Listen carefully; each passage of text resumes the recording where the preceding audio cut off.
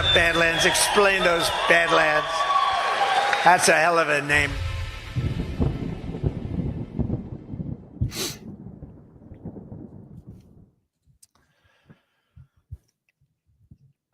Well, good evening, everybody, and welcome to a little special Thursday edition of OnlyLands.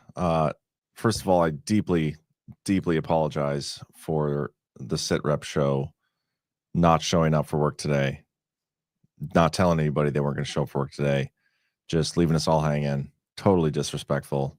Hopefully Alpha shows up to the show and explains himself. And then also apologies, and actually probably you're welcome that G is not doing his show tonight. And you get this instead. So, Ghost Cam, thank you for joining. How you guys doing? I'm good, man. How are y'all? Doing great, man. How you doing? Good. Pretty good. I feel like we have to like shill XRP or something just to balance it out. Just kidding though, Bitcoin is exploding right now. Yeah. 116, I think last time I saw it. Yeah, it's pretty awesome. Pretty awesome. But yeah, I don't even know what to talk about. As usual, the OnlyLands show is anything goes, any topic goes. We don't even have a sponsor tonight, so I can't even like break the awkward intro with the sponsor. So what do you guys want to talk about? Gart. Gart? Yeah, man. Oh, That's yeah. our sponsor. Yeah, we can do a Gart promo. And we could do Brad's promo. Can't wait for that too. So we'll start with the Gart one. This will be sweet. And then we'll end with tonight we'll end with Brad's little trailer clip. So here's our sponsor, guys. Coming August 14th to 17th, Badlands Media returns to Deadwood, South Dakota for the 9th stop of the Great American Restoration Tour. Come for family, friends, fun, and a f***ing good time. Hear truth bombs that hit harder than B2s on an Iran nuke site from Burning Bright, Chris Paul, CanCon, Red Pill 78, Brad Nabby, Ash, Ghost, Jordan Sather, John Harold, whoever that is, and more. Plus, Alpha might make you a sandwich. Deadwood is a gorgeous town in the middle of the Black Hills of South Dakota. If you've never been, you need to see it. Plus, you might be lucky enough to witness some terrible karaoke from your favorite Badlanders. Go to badlandsmedia.tv/events for weekend or one-day tickets. And if you can't make it in person, virtual tickets are available too. Watch from the comfort of your couch with tons of behind-the-scenes content and get access to an exclusive Gart chat. That's badlandsmedia.tv/events. Be there or be there online. It'll be recorded. Hey guys, get your Gart tickets. Ghost, the chat has pointed out, and rightfully so, that your hair is all over the place. So what's bothering you today, man? What are the Jews up to this evening? Was swimming with my kids in the pool, and then just didn't shower after swimming in the pool. So You gross. yeah, You have a pool? no, just like at the pool with my kids. Gotcha. So it's like took the kids to the pool, probably kept them there a little too late. Like ate dinner there with them, like which consists of them just eating like chicken nuggets and French fries, and and then brought them home, gave them a bath, and then threw them in bed, and and then just like kind of crashed for a little bit. Real quick before Alpha goes, I'm not a dad. What do you mean by kept them there a little too late? I feel like that's like a dad thing, like. Well, I mean, like bedtime for my kids is 7:30. Oh, like they were. Sorry. Yeah. So I mean, we were probably at the pool until I don't know, like 6:30 or I think we got home at like 7:00, and then like scrambled and gave them a bath, and they were probably in bed by 8. Cam, serious question. Yeah. Do you have a dad? I have a dad. just joking. I do. Jay, I do have a dad. I was joking. No, that's hilarious. That's hilarious to me. That's never bothered me because, like, the funny thing is, how can you get mad if you have a dad and your dad's awesome? Like, if someone says you have a dad, it's like, my dad's fucking cool. Whatever. It's because John didn't ask the right question. What is it? Of course, he has a dad. The question you meant is he's still in the home. That is what I meant, but he knew what I meant. Like he understood. But Alpha, I feel like you owe your dedicated fan. If I think I saw him in the chat earlier, your one fan, why you didn't have sit rep tonight. I went in the sit rep chat. Just gonna put me on blast like that. Listen, CanCon had a special event tonight, and he left me in control of sit rep, and then my guests ended up having a complication, and so it didn't work out. I didn't have a contingency set up for that, so I was just like, oh snap. So that's what happened with sit rep, folks. My apologies. That is a crime. People should be arrested. I don't buy it, but whatever. I mean, it's not wrong. That's what it is. Oh well. You haven't been on OnlyLands in a while, so glad we could do this tonight. You can get it all out of your system tonight. Yeah, well, I mean, I came in and I'm just obviously I didn't hear what front loaded this conversation, but I was like, why does Ghost look like he got the shit kicked out of him? Right? I was like, Dude, we're waiting for you to show us your feet, bro. It's OnlyLands, man. Break them out. listen. I Alpha loves feet, by the way. Alpha loves feet. That would not surprise me one bit. By the way, DM him. DM him feet pics, please. Most disgusting thing in the world is feet, man. Feet are nasty, and it's so much more of a reason why people should take care of your ground pounders. That's actually one of the things that they taught us in the military was, take care of your ground pounders. You need those to get around. Do you think guys who are into like feet should be sent to Alligator Alcatraz? 100%. 100%. Okay. Yeah. And if we're gonna ever like negotiate with terrorists, use those guys as a bargaining chips. Like that is so nasty, so nasty. Yes, perfect. In lieu of rants, please DM Alpha feet pics. Nope. Do they like make you nauseous? Yeah, it's gross, man. Yeah. Oh shit, dude. I have this one traumatic event that happened. This is probably 12 years ago, maybe a little longer. We were doing a guy's trip to Havasu, and so sandwiches and beers pretty much what the weekend is on the boat. So we go to this I don't remember what the name of this place, famous place where you go for like the gas and the ice and all that stuff before you go out and load the boat into the water. Gas station? No, it's a gas, but it has a marina. And no, it's in Havasu. It's Buc-ee's. No, Buc-ee's. It'll come to me, or somebody who's familiar with Havasu in the chat will probably know. It's down if you're going to load off the South End Marina, so you actually weren't too far off of that camp. But the point of the story is, I'm going in there, and it's my job to go and get some of the beers.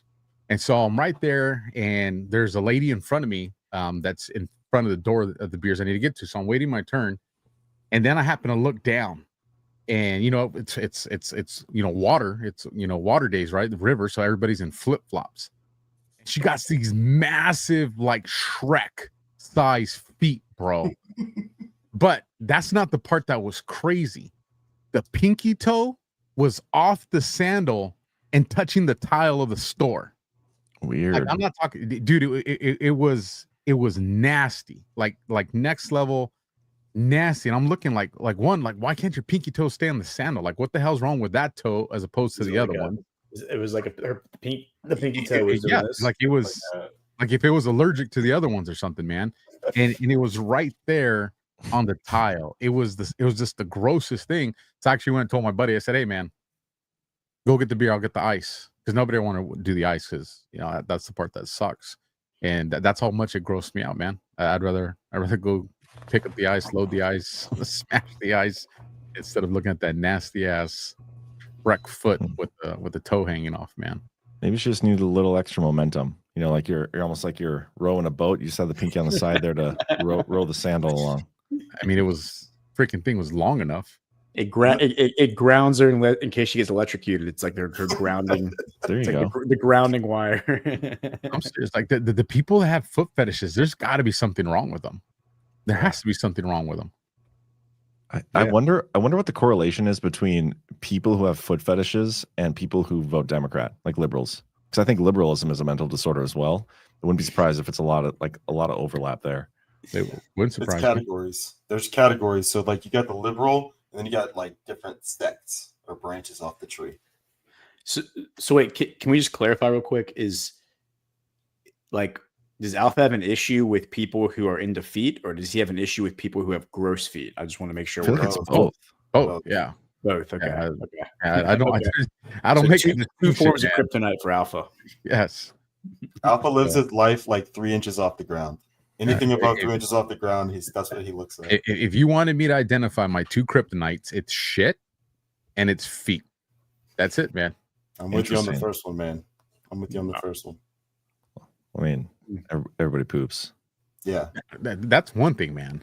Like, how'd you do with diapers when, like, with your kids? So, so that's crazy. That's a great question, John. So I don't know if it's a father's love or something, but it's just like, every now and then you open it, you're just like, oh God, that's Yeah, bad. there's some bad right? ones. Yeah. You know, but it's just like I've always been able to handle the diapers. You know, it's plus if you have the baby powder next to you, just push it in the air and you get that little the powder goes in the air, kind of gives you that scent coverage. But Never done that before, but I get what you're saying. It's just that final scene in Shawshank Redemption that gets you, I think. it is. Oh yeah. As a matter of fact, I have mentally Crawling through the convinced river of myself shit. Yeah. that it's not shit, that it was just sewer water. Like that's how I recall. It's the only way you can get through the movie. That's the only way, bro. Because if someone's like, "Oh, bro, there's a shit scene," I'm gone. Honestly, if somebody's willing to crawl through a bunch of shit to get out of prison, I feel like that person deserves to be free anyway. They deserve they fought for their freedom. I would have been done if I was the guy in Shawshank Redemption and I get to that last pipeline. I'm like, bang, bang, and it cracks open. I'm like, oh, shit. Okay, I guess I got life in Shawshank. Back to Shawshank. Yeah. It's life in Shawshank because I ain't going down. I'm not going out that way. Oh my gosh. As an officer of the law, would you arrest somebody who was covered head to toe in shit? So Or would you let him go? You've told Yeah, some the stories story. about this, though, didn't yeah. you? Ghost ain't familiar with the stories, man. I think I actually have heard you tell a story like this before. I have tried to avoid it. Roll call was nasty for a minute. You guys on roll call, you guys had some nasty stories. Man. Okay, Yeah, but outside of like law enforcement and military stuff, how often do you run into like rogue shit stories, outside of changing diapers with kids? Because it's very rare. When I was doing down in Hollywood, when I was doing the canine work, dude. But that's like security stuff too, right? Yeah, but it's still on public. I mean, it's the easy I stuff. guess. And you're literally right there, like Hollywood Boulevard, man. And where the stars and all that are. And it's just like there's a homeless guy, he's just walking. He's just like, oh man, there. I'm gonna squat and shit. You're like, what? Like, what's wrong with you? That's weird. It's not even like, listen, there's a palm tree like 6 feet off to your side. Like, just go over there. But it's like, no, no, just right here where everybody's gonna walk. Gonna just take a shit. Okay, so hypothetical for you. You had to pick one. Either like what about the shit aspect grosses you out? Like just it being there, being around it? Every aspect of it, knowing what it is and the smell.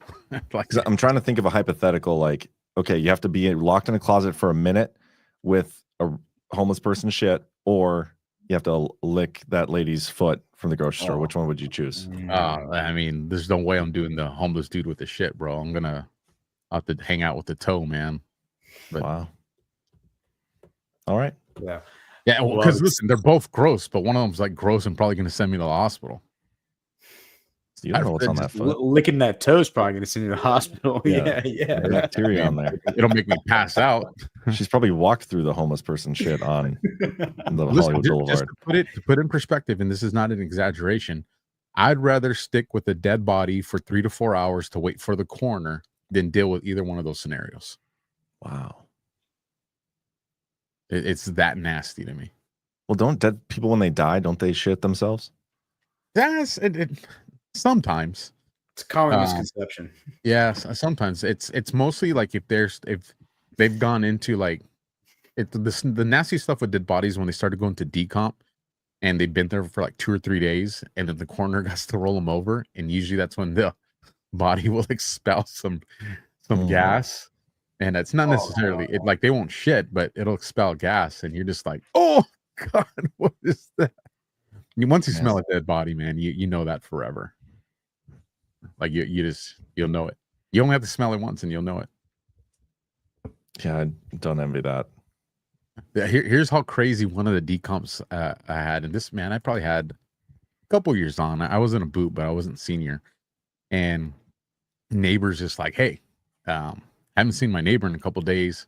He ain't answering his phone, and I'm getting a funky smell through the walls. It was it was an apartment complex, and we had a nickname for it. It was people will judge, so I'll just skip the nickname that we had for it. But a lot of people die there. It's if you're going there, it's not because you expect like a longevity in your life, so to speak. So I already knew, this is going to be an unaccompanied death. Like I already knew. And so go do my due diligence, knock on the door. Obviously, nobody's coming to the door. And he had his kitchen window was by his front door, and I could see flies along the plane. Mm. So I was just like, oh, this is gonna be a nasty one. And I was like, damn it. And so I actually called one of my buddies. I'm like, hey man, I'm like off shift in an hour, and y'all know this is gonna be a DB, bro. Like, take this one, I'll just owe you. And he's like, hell no, bro. He's like, you're at so and so complex. I was like, damn, screw you. So I go down to the apartment manager, and I'm like, hey, I have a feeling I have an unaccompanied death on one of your tenants. I go, so I need you to give me the keys so I can open the door. And it was a New York guy. And he's like, I can't give you the keys. I'm just like, dude, and the guy in there, I'm pretty sure is dead. So I need to go in there and confirm it. And he's just like, without warrants and all that, I have to open the door. So I was just like, have at it, buddy. I was like, open the door, homie. I'll be right behind you, bro. Open the door, because I already know what's coming, right?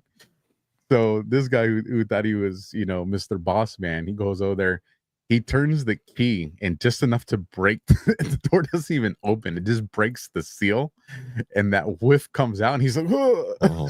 So he's like, just okay. He goes down the stairs, and I was just like, oh shit. So I opened the door, and right there, slid down the recliner is the deceased person, right? He was half on the recliner, like half on the wall and half on the carpet, and he was ready. I mean, this was during summertime, so he was already starting to soup out. Like, it was pretty nasty. And it reeked, right? And so I go and I find his ID, and I confirmed the name from the neighbor and all that. So I knew what it was. And chances are the only wallet in there is probably his, but you never know. But it confirmed it with the neighbor. And I'm looking at the ID, and I'm just like, I'm looking at the dead body, looking at the ID, looking at the dead body, and I'm just like, there's no way. Like, there's no way. So the ID, just for the audience that's wondering what the hell I'm talking about, the guy in the ID looked like John. The guy I was looking at on the ground looked like Cam over there. Oh, yeah, it was that bad, bro. It was that bad. He had went into decomp that bad that his body, that he turned black. He turned. Yes, dude. I thought you were gonna say it was like a fake ID, but okay. No, it was him. It was him. So, and it was technically we're supposed to touch the body. It's just it's like policy, but I'm like, the dude's boiled out. His color's changed. Like, to check if he's alive. Yeah, well, not necessarily check his life, to confirm the death, because what you're really doing is you're feeling for rigor mortis, cold to touch. If the body's still warm, you're helping you're helping the coroner with the timeline of death is essentially what you're doing. But it was like, I'm not touching this dude. So, see, man, I could spend the whole. Did he have his shoes and socks on, or were his feet exposed? Yeah, he was in pajamas. So he had socks on, but I mean, it was still just as nasty because all that liquefied from his body, because he didn't have the AC on or nothing, dude. It was nasty. It was nasty. Sounds nasty. The chat agrees it was nasty, and they want us to not talk about this anymore. And so I feel like we should get as many stories as we can out of you. I'm just mad at Alpha because Alpha didn't touch him because he's black. That's the truth. No, he was white. He was white. Bro. You said he looked like me, and that's why you said you didn't touch him. Yeah. Well, not because of the color, it's because of the reason for the reason for the color. You sure? Yeah. Have you ever touched a white dead body before? Yes or no? There we go. That's it. Let's move on. But it wasn't in that level of decomp. Oh god. So, what a racist, Alpha. Oh man, here's a funny story. Then here's one that one of my buddies did to me. We're still on probation, so we had less than 18 months on. And listen, as professional as law enforcement is, we also really fuck around like a lot. Like, that's the way you survive the job, right? So it's a dead body call. It's in a trailer park. This guy actually cared about his family, neighbors, so the trailer was cold as hell, which is a good thing because it kind of minimizes the smell. And it was a fresh death. It was only a couple hours. But you go in there, and the lady that found him, the cleaning lady's like, hey, I turned off his TV. But we got to document everything. So, I got to turn it back on, see if he was watching a movie, see, what channel it was. Like, everything matters. You got to document all that. And so when I hit power on, it was some of the raunchiest hardcore gay porn at all, right? And the TV was loud. She should have lowered the volume and then turn it off, but she probably just panicked, so she just hit off. So when I turn it on, the sound effects that go with it. Well, my buddy's in the living room, so he's like, he goes, "Hey, what the fuck?" So he comes in there, And he's just like, bro, don't be watching that shit on the dude's TV. I'm like, bro, shut up, man. This is his thing. Well, he had a bandana on and he was in his tighty whities with his hand in his tighty whities. So the dude died, doing the deed, right? To that stuff. That's how he broke. And so, anyways, I'm in there. My buddy slams the door shut on me, right? Because I'm not a big fan of dead bodies either, but it's not nowhere near like this other stuff, right? I don't. Well, so let me correct it. I'm not a fan of fresh dead bodies, and there's a story to that, man. Some creepy shit, right? So, anyways, he closes the door. So his name was Mark. So I'm like, Mark, quit fucking around. Open the door. He's just like, nah, stay in there with the dead body. I'm like, quit fucking around. I'm holding it. Well, what I didn't know is on the other side of the door, he's grabbing his taser. And so I'm holding the doorknob, and this asshole tases the doorknob on his side of it. So I'm right there, and I'm just like, oh My gosh. he electrocuted me with the taser, gay porn, and a dead dude with his junk in his hands, bro. Like what the hell? This is what's wrong with California, man. Oh, This is shit. By the way, isn't it whitey tighties? Not tighty whiteys? Isn't it the other way around? Ghost, you're muted. I've heard it both ways. Yeah, but which is it? It's definitely tidy whities. tighty whitey. Yeah, tidy whities. Why do I I'm convinced it's whitey tighties. I think it's I've never heard of whitey tidies. I mean, I'm not going Really? to speak for I'm Cam, pretty but sure it's it's only probably tidy whities. Yeah. has to do with like a white superiority I think complex. it's Oh, Whitey's. yeah, probably. Whitey's tidies. is Yeah, what it is. exactly. Whitey's with an apostrophe S. Whitey's tidies. Cam feels me on this one. I don't know. I I'm got pretty sure that's what it boxes. is. But anyway, yeah. Why not tidy blackies? Right? It sounds so weird. Blackie is such a weird word. Like, it's not offensive at all, but it just sounds so wrong. What's up, Blackie? I don't know, man.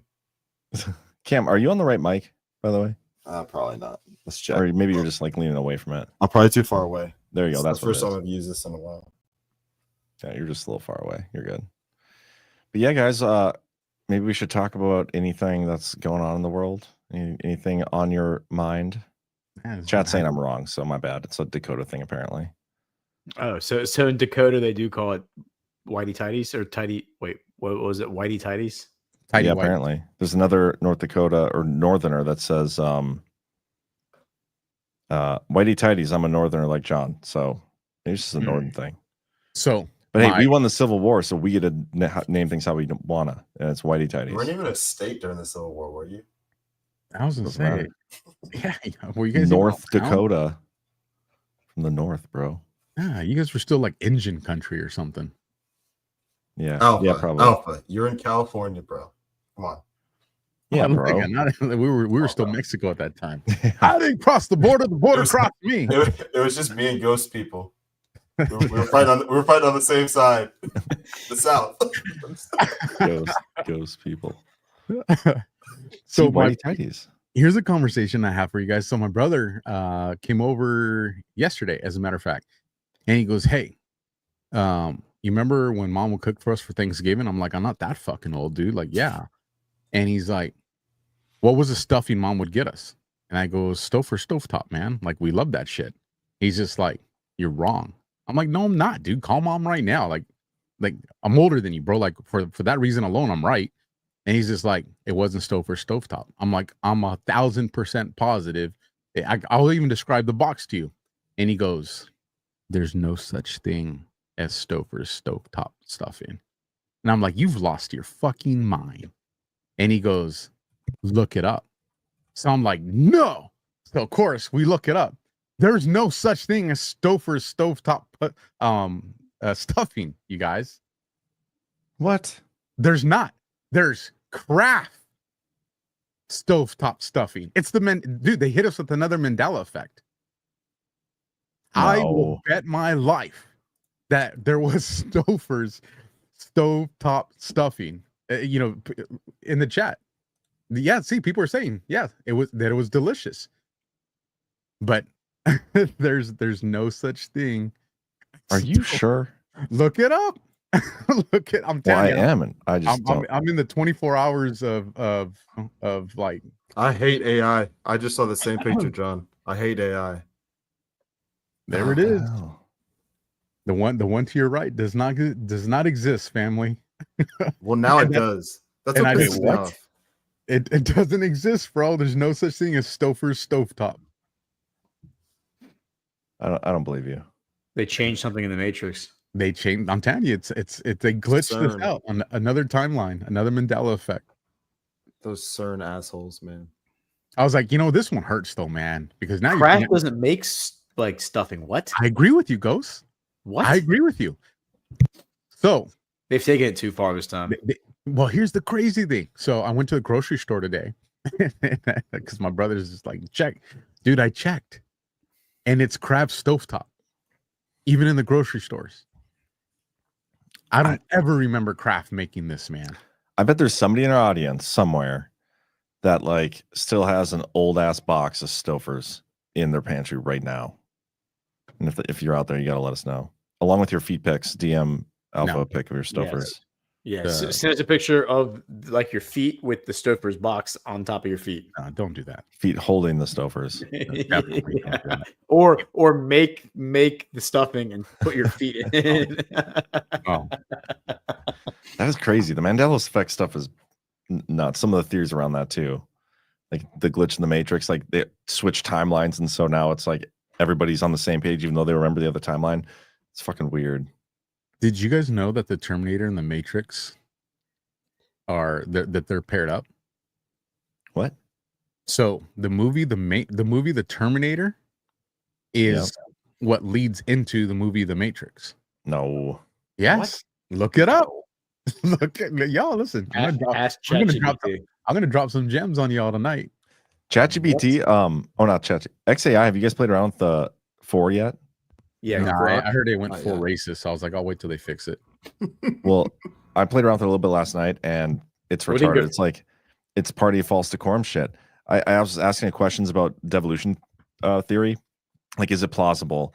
And all it fed me was like critics say this, critics say this, critics say this. Like it's deferring to what people who they determine to be like authorities on information say about something, without actually like going through and critically analyzing the actual stuff. And I think that's bullshit. I don't know if it's gone racist. I think what it was doing it's being critical of it. It's being critical of Israel. I think Bro, that's what, Hitler was a good guy. that was Grok. Grok 3 self-identified as Mecha Hitler. and then went off the reservation, and it was laugh out loud funny, by the way. Like the stuff that Grok was posting, and then the ADL came out, and the ADL was like, we're very, very concerned with what Grok is doing, and then Grok responded to ADL being like, fuck your feelings. It was savage, bro. It was so savage that I was just like, nah, this can't be AI. Like somebody's typing this shit. Like AI is not gonna say this. And then Linda Yaccarino resigned the next day. Quit. Yeah, she quit. And then Grok 4 comes out, and now Grok 4 is accusing Israel of being like the definition of a parasite. It's like a parasite state, which I actually would 100% agree. I think that if you look up the definition of a parasite and then you look up like the behavior of Israel and how the fact that it wouldn't exist without subsidies from the United States, and the $5 trillion that we've gotten from the Gulf states, but we're not getting, like, where's the announcement of Jewish billionaires investing in the United States? Not happening. Yeah, I mean, and then we're just sending them weapons and military assistance so they can start wars. And then people in the chat are pointing out the fact that Netanyahu is spending the entire week at the White House, which is hilarious. And it's because he's here to convince Trump to erase Palestine from the map. That's the whole point of his trip, and it's not going to happen. But shout out to Pat Hickey watching over there on X. I feel you. They said, I agree. There used to be Stouffer's stovetop stuffing. Listen, you guys, this one's going to haunt you guys. It never happened. It's all in your head. Never happened. That one does hurt. Those are childhood memories, man. That one hurts. Did you guys see this from Elon?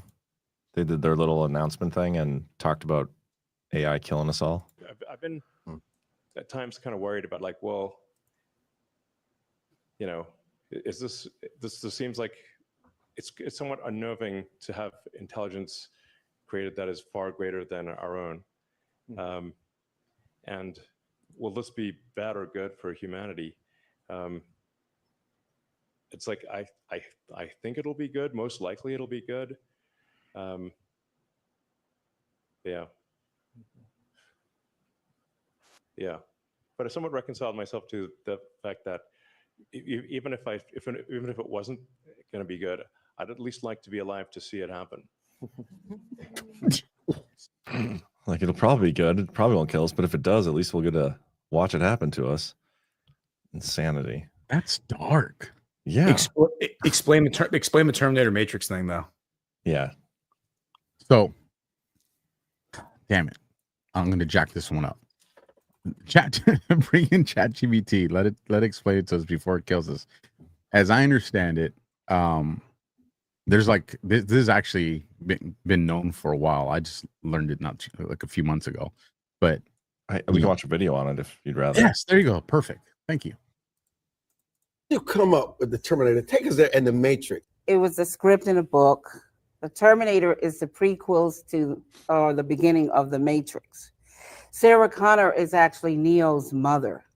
So JC, John Connors, Jesus Christ, grows up to be Neo, one and the same in the Matrix.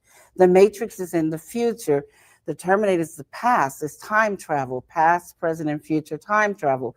It's the second coming of the Christ, the evolutions of consciousness, man versus the machine. So the machines, the Terminator machines, hear that a child is going to be born that's going to terminate them in the future when they oppress man. See, it's a man versus the machine. It's God's children versus man's children, which was technology. So man versus nature. Exactly. So the Terminator has the time travel to the past because they know it's Sarah Connor, and they have to kill her, terminate her, so she won't have the baby. And Kyle Reese, he comes from the future to protect her, and he inadvertently gets her pregnant. And he has to go back to the future. And so it's the Immaculate Conception, because now she's pregnant and she fell in love with a man, but did it really happen? Did he exist? And then this child, when you see the three Terminators, the boy, and then the man child, subconsciously, he doesn't know why the Terminator is trying to kill him until he's hidden out in the city, in the Matrix, the future. When he reaches 30 years of age, the rebellion, the reloaded, revolution starts. And the rebels come and they find him because they've been watching him all along. That's what the Guardians and the Sentinels are all about. And so they wake him up to his purpose. They take him to Morpheus to train him to fight the machines. They take him to the Oracle because of the prophecy. So this is the whole epic story. It's an epic. It reminded me of Muhammad Ali. He was a very, very great friend of mine. And the Neo character is actually created from him, being a Black superhero for us, a living one at that time. Well, where does it come from in your DNA? Your grandparents? Well, my grandmother, full-blooded Cherokee, she was a shaman. So the Oracle is actually created from me. I created those characters, and it's based on myself as a visionary seer. So I have a gift, but multiple gifts. Lost me at the end there, but yeah, crazy. That's interesting. Kyle Reese dies at the end of Terminator. He doesn't go back to the future. Just want to clarify that plot point. But that was supposedly the writer, and she got it wrong. I don't think she. Wait, I've never heard of that woman. I don't think she wrote those movies, but maybe she did. I don't know. Well, I have to fact check her on that. But like, I'm pretty sure. I just asked ChatGPT, does Kyle Reese die at the end of Terminator? And ChatGPT confirms, yes, Kyle Reese dies at the end of Terminator. Spoiler alert. Yeah, I don't remember, so I'll take your word for it. But here's the other thing. There's another conspiracy that she actually stole this script from the true author. And that when you, and his story's out there too. But in one of the opening scenes of The Matrix where it shows the clock, the time on the clock is his birthday. And then there's like another time that they show that's like his father's birthday. Like they put little Easter eggs in there to kind of mock him. And I want to say like he took him to court or lost, or I don't remember. Somebody in the chat probably knows the story on that, but there's a whole nother conspiracy around that. The strange story of the woman who successfully sued the Matrix directors for plagiarism. Is that it? Well, it's a well, I believe it was a man. If I That's remember probably Sophia. Sophia sued Yeah. the Wachowski sisters. Oh no, wait. Well, they were the Wachowski brothers when they made the movie. Now they're the sisters. Oh yes, now They they're both have sisters. sex That's right. Right. They're Yeah, actually that's right. trannies. Yeah. So I actually knew about Sophia Stewart back Yeah. in, I think it was like 2012. My dad gave me an article on her. So I had known that conspiracy for a while. I didn't do too much research into it. I didn't know that she had written or allegedly written Terminator, or at least been connected to it. Wait, But I knew about the Matrix part. did you say your dad red pilled you on this a long time ago? Yeah, he sent me an article, or he gave me an article. Like he literally printed it out and handed it to me. But it was like 2012 or something. God, I wish I could find it. But it was in like 2012. But he was telling me about the Sophia Stewart and her successful lawsuit. I think it was 2012. Might have been like 2014. But I don't know. It was a while ago. Look it up. But there you go. Interesting. Yeah, But it that's doesn't the mean it's lady who true. sued the trannies. So she sued the Wachowski whatevers. Twins. And They're still and twins. They're just women now. The Wachowski eunuchs, and she got money out of them for stealing her content. She didn't win the case though, because at least according to this, she didn't even show up to her day in court. What? Yeah. Got I mean, I paid can read off. it here if you want. Was she saying that Neo is John Connor? Is she saying that John Connor from Judgment Day grows up to become Neo? Like gets like a job, like a boring job, like office job, and becomes Neo? That's what it sounds like. Huh. That's an interesting plot point. I mean, that's Yeah, I don't know. But yeah, she apparently sued. In 1983, eccentric Bronx native Sophia Stewart worked as a paralegal while trying to forge a career as a writer. Let's see. Much to her chagrin, she was unsuccessful in finding a publisher for her work, but she saw an opportunity in 86 when she laid eyes on a Fateful magazine advert. Stewart claims this advertisement came from the Wachowskis, who put the feelers out for sci-fi story ideas they could turn into comic books. She alleges that she sent them everything she had, including a screen treatment and a document including a synopsis, character biographies, and illustrations. Stewart says she never heard back from the Wachowskis and her materials were never returned to her. Apparently she didn't make copies. What an idiot. Imagine her shock when she sat down in a cinema 13 years later to watch The Matrix and with dawning horror said to herself, I wrote this. She recognized characters and themes from her unpublished work and became convinced the Wachowskis had blatantly stolen her work to be repurposed for their own ends. Let's see where she sues. Stewart didn't win the lawsuit. The court documents state plaintiff Sophia Stewart will take nothing by way of her complaint against defendants. In fact, she reportedly failed to show up for her day in court. The judge ruled her lawyers had not entered any evidence to bolster its key claims or demonstrated any striking similarity between her work and the accused director's films. Well, I mean, the two other Matrix movies kind of sucked. So I mean, like, yeah, I mean that I feel like that would have been the strongest argument against the Wachowski sisters would have been the sequels sucked. And Okay, so let's not call them sisters, bro. They're the brothers. It's kind of funnier to Biological call them men. sisters, though. Like not. that makes me laugh. Bring up yeah, their picture, it's John. actually No, hilarious. please don't. I don't wanna I look think at it's hilarious that both of them are like pretend That's to the be women funniest now. part. I Yeah, want to that's see what the bros look like now. Bros to hoes, man. I think they probably look like the meme from Twitter, like of the guy with the ponytail with like the scruff, right? Listen, for both of them to go full retard, that has to be some type of like Humiliation ritual or something. Yeah. Man. Yep. You think so? Oh yeah. I mean, what are the odds? Both of them? Icarus, man, they flew too close to the sun. Yeah. There you go. Yes, the meme, hoes before bros. I mean, I have a really hard time believing that the guys, even in the top there, wrote The Matrix. But yeah, maybe they did. They look like the guys from basketball ate the guys from basketball. Matt Stone and Trey Parker. Yeah, They also wrote directed V for Vendetta. They did. Man, that's what it probably. says. They were big time in for a while. I mean, this guy on the right looks like Fred Durst. Like, he looks like Fred Durst, like autistic brother. It's just disappointing. I feel like I can't appreciate those movies anymore. Yeah, you can.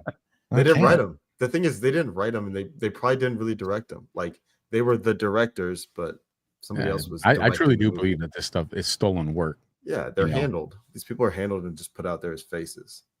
Maybe. Not Well, all, you guys know about it's one of the more recent ones that Tom Hanks did, where he controls the ships, the Navy movie with him. Captain Phillips. I was about to say that too. No. It's like, I want to say, is it called Wolf or Gray Wolf? Damn it, I can't think of it. What? What's that? Close? Tom Hanks? Yeah, it's Tom Hanks. And it's a recent like Greyhound. Yeah. The captain of the ship. Greyhound. The Greyhound? Greyhound. Yeah. It's a great movie. It's a great movie. Yeah. What? So one of you guys find me. What's the year that movie came out? 2020. 2020. Yeah, I'm on the 2020. Yeah, right now. that'd be my guess. 2020. Yeah. Okay. I'm looking at it right now. So by July that 10th. time, you already have years of conspiracies surrounding Tom Hanks and Jeffrey Epstein, right? Yeah. Including because he already did that Jeffrey Epstein didn't kill himself, right? Mm-hmm.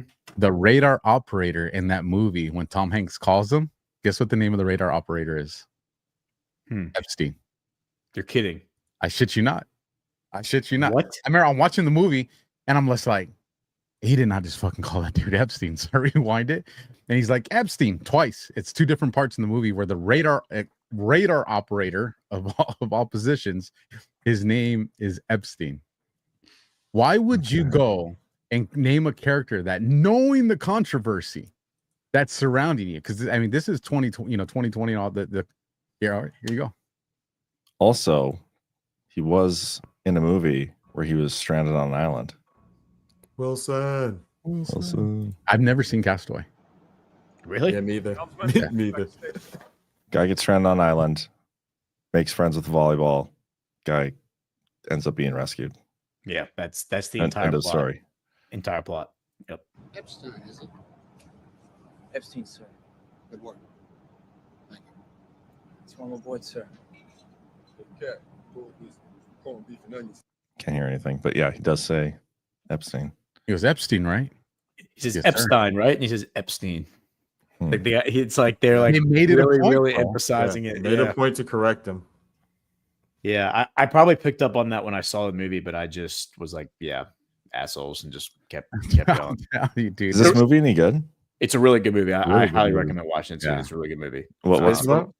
it's based on a true story. It's 1942, right after the U.S. enters the war, and basically the story's about having to cross the Atlantic. There's like this area in the Atlantic, I think it's called like the Pit or whatever, but it's where they Black get rid Pit. of like the airplanes like escort the armada, and then the airplanes on the US side have to turn around and go back, and then the British planes come and meet them eventually, but there's several days where they don't have any planes overhead, and because of that the submarines can come up and sink them. And so it's about like this pack of submarines like chasing this armada and trying to sink all the ships. I actually talked about this movie at my grandmother's funeral. I gave the eulogy because the Navy like came to her funeral because she had the highest security clearance like during World War II and was part of like naval intelligence, and her job was to actually get these ships across the Atlantic, among other things. How are you not the Fed, bro? And she said that the entire time that she was an operator, like doing this, like helping, like she would have been one of the people, I guess, like helping Tom Hanks' character in the movie. Not one U.S. soldier died. The entire not one U.S. sailor or soldier died. Person died, like when she was operating there. But you got to think that like one of these ships has like 5,000 guys on it. So if it sinks one ship, that's 5,000 soldiers dead. Interesting choice of words with the word operator. There goes. Yeah. That's crazy. Your grandma was intelligence. Oh, dude, she was naval. She was part of the Waves program. She was in the first class of the Navy Waves program. The Navy came to her funeral and like did like the whole 7-gun salute thing afterwards. And then they came up to me after. I had no idea they were going to be there. They came up to me afterwards and they were like, dude, that eulogy was great. Will you write that down and like write her whole story down and then give it to us and we'll put it in the Navy, whatever, archives. And here's your recruitment paper for the CIA. yeah. But no, and she was married from my grandfather from what was it, like 1944 or whatever, till they died in 2023. It's like 70 some years. Never once told him what she did. Like she like swore to secrecy. She was like, she never told him, even though they made movies about like all the stuff she was doing. But I mean, yeah, they're like hunting subs. They were doing the Enigma code breaker, all that stuff. But she, every time people would ask her, she'd be like, nope, I swore an oath, like not doing it. Is her story out there? About what? Like just her story that you wrote? No, I mean, maybe it's somewhere, but I don't know. But yeah. She like worked. There was this is before there was a Pentagon, before there was a Department of Defense, before they had the Department of the Navy. And so she worked at the Navy building in DC, and they had like this special room on like the top floor where her and a few other of the girls from the Waves program worked. And in order to get into this room, you had to have the highest security clearance. And there were admirals who couldn't go into the room. There were like admirals. There were admirals who would work across the hall who weren't allowed to come into the room where she was working. And then apparently, like there was one incident because my grandfather was the one who asked me to give the eulogy, so he was like schooling me in her life before the war and everything, like right before the funeral. And he said that he was telling me stories about. I mean, he could recall stuff from like the 1930s, like it happened yesterday. And there was like one story where they had like catwalks that went between the buildings, and the girls had to go across to another building to use the bathroom. And when they were getting off, they worked 12-hour shifts. And so when they were getting off shifts, they would walk outside and pour like their Coca-Colas they're drinking. They like pour their drinks out of the catwalk, or they take them to the bathroom and pour in the bathroom and throw them away. And they're in a rush one Sunday. And so one of the girls goes outside to pour instead of going to the bathroom, she just pours the Cokes off the catwalk. And Sunday, they said DC was totally empty. Like everyone was in church. And it just so happened that I forget the guy's name, but if you look him up, he's like famous. Like one of the highest ranking like admirals with all of his staff walking behind him in his whites, and was walking a church, and the woman poured the Cokes, and the Cokes landed right on the guy. And then she didn't realize until after she like did it, and she turned around and ran back and like went into the room and like closed the door, and they sent the MPs like looking for them, like who did this. And the MPs couldn't get into the room because they didn't have the security clearance to get in the room. And so she just like hid in the room, and they like, and eventually they stopped looking. But I forget the guy's name, but I had his name at I have it written down wherever it is, but it's like a famous, like a super famous like general or admiral or whatever. Wow. And he was wearing his whites and just soaked in Coke in front of like 20 guys, like in front of his entire staff walking to church. And your grandma did that? No, her friend, and then her grandma had to like cover for the friend. Like the friend probably would have been like disappeared. But that's crazy. There were some other pretty funny stories, but I had no idea you have like intelligence in your DNA, bro.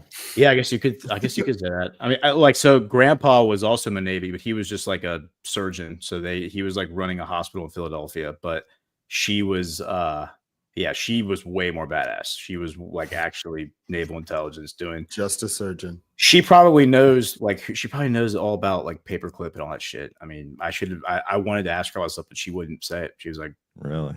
No, yeah, never told you that. She probably knew about COG too. She probably knew about COG.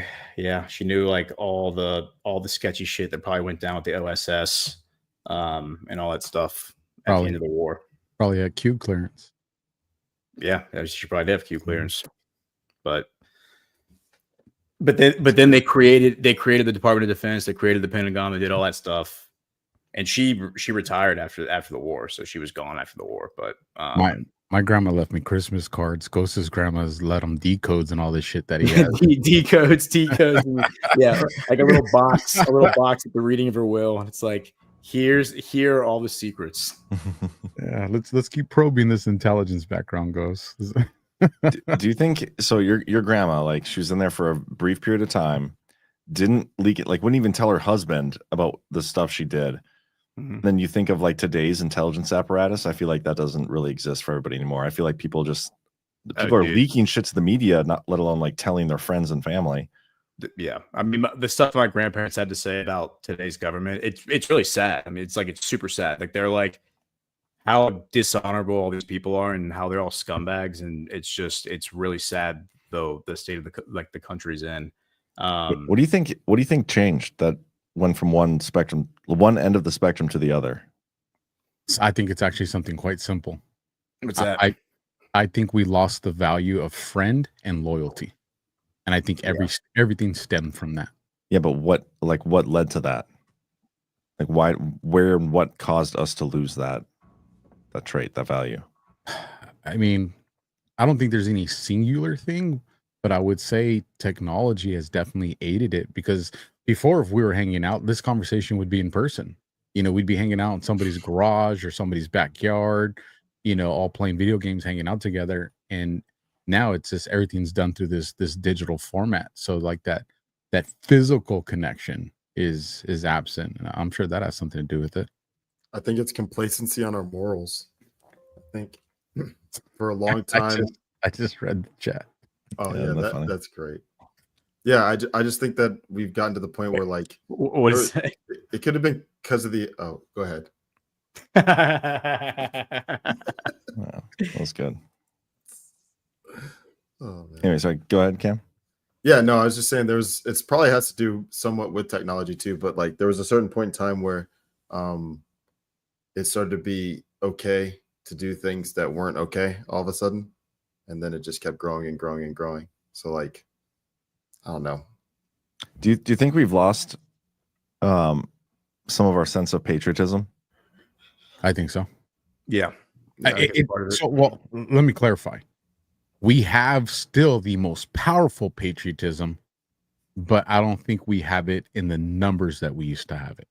Do you think we have it in the places we need to have it? Because I feel like you're right. There's a tremendous amount of patriotism, but I feel like certain levels in certain places in our government, they don't have that. I don't disagree with that, especially in government, and that's where you think it'd be where you would have the highest level of patriotism. Yeah. I think the money and the perks in government are too high. I think that's why they act the way that they do. Do you think it's because, okay, for government, this is another question. I'm just going to keep rolling these out here.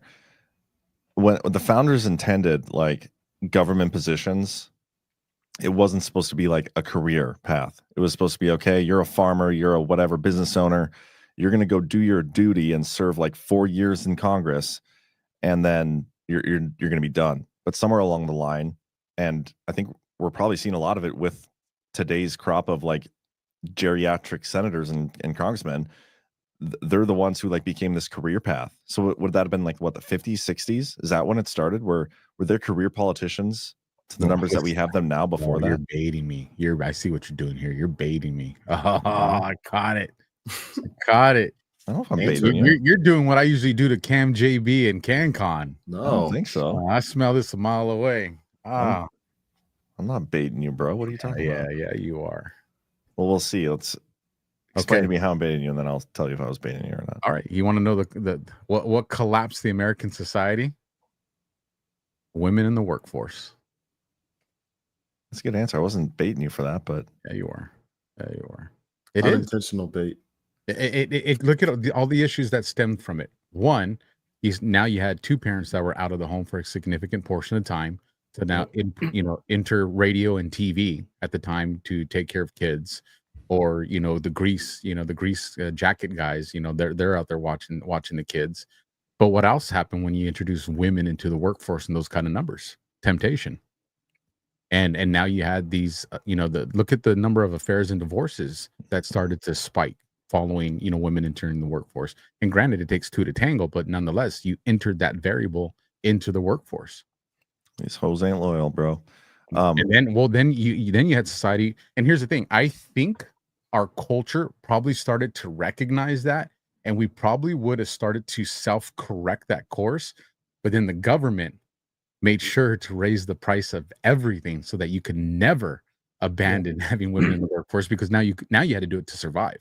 You had to do it with no choice. I don't know if I see a correlation between women in the workforce and career politicians, though. Well, the incentive for pushing women to go into the workforce was to double the number of income taxation, like the number of taxable incomes. That was the whole incentive to push women into the workforce, was as then you have twice as many people paying income tax. Money printer go. Brrr. I see. Yeah, I still don't think we found the answer, though. I mean, that's a great point you make, Alpha, but I don't think that was necessarily the cause of career politicians. That might have been. Well, career politicians. This is something my grandfather used to talk to me about too, because I asked him all these questions about how different was the world 100 years ago and what was the world like 100 years ago, and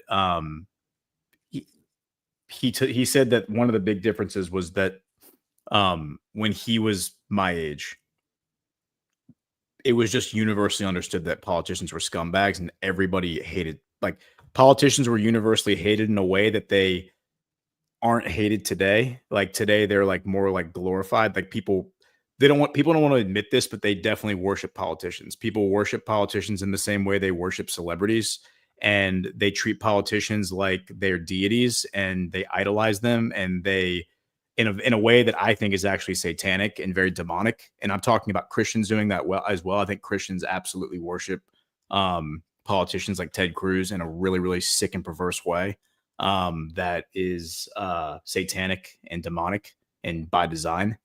But he just said that back then it was just universally understood that career politicians were scumbags, and everybody recognized that. And there seemed to be just a more general like common sense. Like people had common sense, where people talk about common sense now, but most people just don't have it. Most people don't employ it. They don't activate it. They don't apply it to anything. And like we, as a truth movement, we will sit here and say things that are very true about how awful politicians are, but then we'll turn around and we'll like cheerlead politicians. So like we're kind of hypocrites. I think it was a lot harder to get away with all that kind of stuff 80 years ago. I think 80 years ago, people just didn't put up with that shit. They just were way more hard-nosed about just shutting that stuff down. Whereas now people are far more just submissive and pacified. You think domesticated would be the word G-Money would use. When did it shift to politicians, unless it's always been the case, I don't know, to being like such a large portion of them are from the legal field, whether attorneys or judges? I think that was something from like even the Federalist Papers. They talk about that. Like there was I'm pretty sure there's a pitch for like the legal field to be a on-ramp to people who would become politicians, but they never really spoke of career politicians, you know? And I wonder what you're saying, Ghost. To me, the timing of that almost has something to do with like television being implemented and like the rise of Hollywood and people having status and trying to gain status like that. Whenever that started, maybe that's when this career politician thing took hold too, because we see that all over. That is the primary goal of 99% of the people you see on social media is they want to be famous and all this bullshit. It drives me nuts. But politicians are included in that. They're social media influencers. They just want status. Yep. All of them. Yep. And I see people in the chat saying who worships politicians, and it's like, dude, look around, man. Like Chris Paul calls it like it is. Chris Paul says it's the television characters. People are so attached to their television characters, they don't want to give them up. And like the idea of just throwing everybody in Congress out and just bringing in an entirely new, like fresh set of people every 2 years, I don't know if the public could go along with it. I think people would be upset that they're losing their like beloved soap opera characters that they love to hate, even the ones they love to hate. Like they love to hate Lindsey Graham. What would they do without Lindsey Graham? Who would they hate if they didn't have Lindsey Graham? Lindsey Graham's that's an easy one. Look at here. I'll prove Ghost and Chris Paul's point. Well, everybody watch the chat. Thomas Massey is a piece of shit who supports the CCP. You need a bunch of bots or what? Oh man, no, not bots. There will Not be a lot bots. of people gonna get mad at Alpha No, right no, now. I mean, dude, He's no the argument, no argument here. constitutionalist. He's more pro-America than everybody. No, I he's don't know no about our such chat, thing man. as He's a a freak. principled conservative. Yeah, Just gonna say that. 100%. Yeah, No I mean, such thing. like, dude, I rail on Thomas Massey and Rand Paul on That's a daily weird all thing the to say. time because Rand Paul and Thomas Massey are smart enough to understand why the tariff policy is brilliant and necessary, and they sit there and they say that it's not free market, like it's anti-free market capitalism. Well, if that's the truth, then why don't you support the legalization of slavery? Why don't you support the legalization of sweatshops? Why can't I go start a sweatshop in my neighborhood and round up all the kids and force them to sew up Nike shoes? Why can't I do that and pay them $1, like $1 a day to do it? And I set off G Money. is G Money in the chat? He's in the No. chat. He goes, Alpha is a God King cuck. Nice. Wait, is G Money here to worship the politicians? He's a Massey simp. No, here's the thing about G Money. Doesn't matter if Massey would come out and be like, Bitcoin's great, G Money would be, yeah, Thomas Massey's based. Done it with DeSantis, done it with RFK Jr., done with anybody who's ever said a nice thing about Bitcoin. That is G Money's God King. We're going to see G Money. Bitcoin records were broken today. Hell yeah. Got to keep going up. John, Look at that right now. The Kennedy family is a perfect example. The Kennedy family, for the most part, are all crooks. I mean, JFK was kind of he was the exception. Him and his brother were the exception. But a lot of the rest of them are all crooks. I mean, they're part of like a dynasty, like a political dynasty, like any other, just like the Clintons, just like the Bushes. I mean, the mob helped get JFK in office. Wasn't JFK cheating on his wife with Marilyn Monroe? I mean, maybe. allegedly. But I mean, the mob helped he was JFK breaking headboards, bro. Allegedly. Yeah, no, he was scatting, bro. The morality of that is not. I mean, most of the people in our audience, they like talk about all these Christian values, moral values, and stuff, and they're like, they love JFK, but he's cheating on his wife, guys. Marilyn Monroe was a honeypot. Yeah, but I mean, JFK, you know, like the mob allegedly stole the election for him in Chicago, right, and got him into office, and then he turned around, of course, and went after the mob and took him out. That was one of the reasons the mob colluded with Israel and the CIA to take out JFK. So, you know, I mean, but go up to where Burning Bright lives, and those people love the Kennedys, and they're like that whole part of the world loves the Kennedys and worships the Kennedys, and it's like go to other parts of the world and they worship the Clintons, or go down to Texas and they worship the Bushes. I mean, it's just a thing. Like America loves its TV characters, including politicians, and it's really sad, but that's where we are. And I think, to my grandfather's point, 100 years ago, there were career politicians. It's just they weren't beloved. They were just like they were like a parasite that people understood were just a part of the world, but they were definitely not beloved the way that they are today. This comes back to like something I've been saying a lot the last couple of days over this Epstein thing. Is people are just so desperate to feed their warm and fuzzy spot. Like they want the rainbow pill. They just want to feel good inside. And the invention of the TV got these politicians on TV, just like their favorite actual TV characters. And they're saying the things that feed their warm and fuzzy spot. And then, okay, everything's all nice in the world because my warm and fuzzy spot has been rubbed tonight. So that's the problem we're at right now. Like even after everything that's gone down with the Epstein stuff, I'm seeing so much like mental gymnastics from people like putting forth theories that feeds their warm and fuzzy spot. Mine's not a theory. I'm just putting it out there. What's that? Y'all gonna see that I'm right. About what? Do I want to know your theory? What's your theory?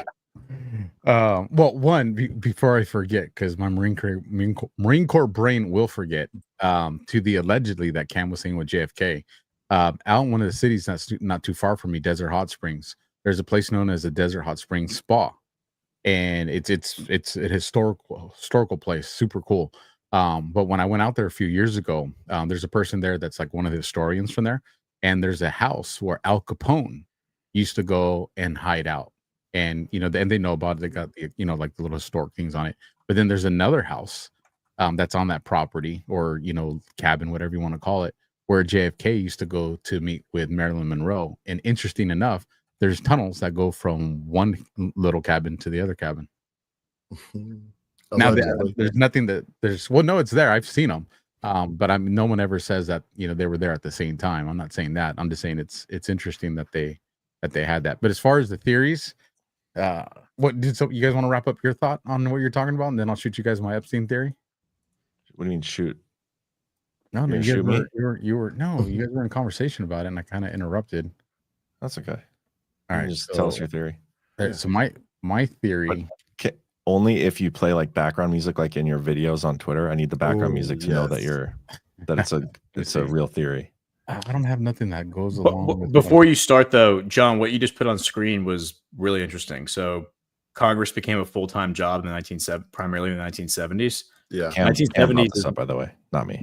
1970s is like when the whole state capture thing happened. I mean, I think it started in the 60s after Kennedy was killed, but 1970s is when the entire globalist World Economic Forum, New World Order thing started. World Economic Forum was founded in 1971 by Klaus Schwab, a disciple of Henry Kissinger. Trilateral Commission was founded in 1973 by Zbigniew Brzezinski, another disciple of Henry Kissinger. Henry Kissinger resigns from Secretary of State in 1974 after negotiating the petrodollar deal because of the Watergate scandal.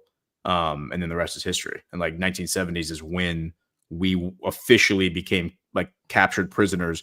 And now the United States is just an open air prison, and we're all just prisoners in this giant internment camp, and we're just working as debt slaves, like tax slaves. Also, by the end of 1960s, over 90% of American homes had television sets. There you go. It's there too. But you're absolutely right, Gordon. Okay, Alpha, if you don't have music, I can play music for you. All right, fire it off. So here's that's what I can roll with that. That's I got other ones. Let's see here. No.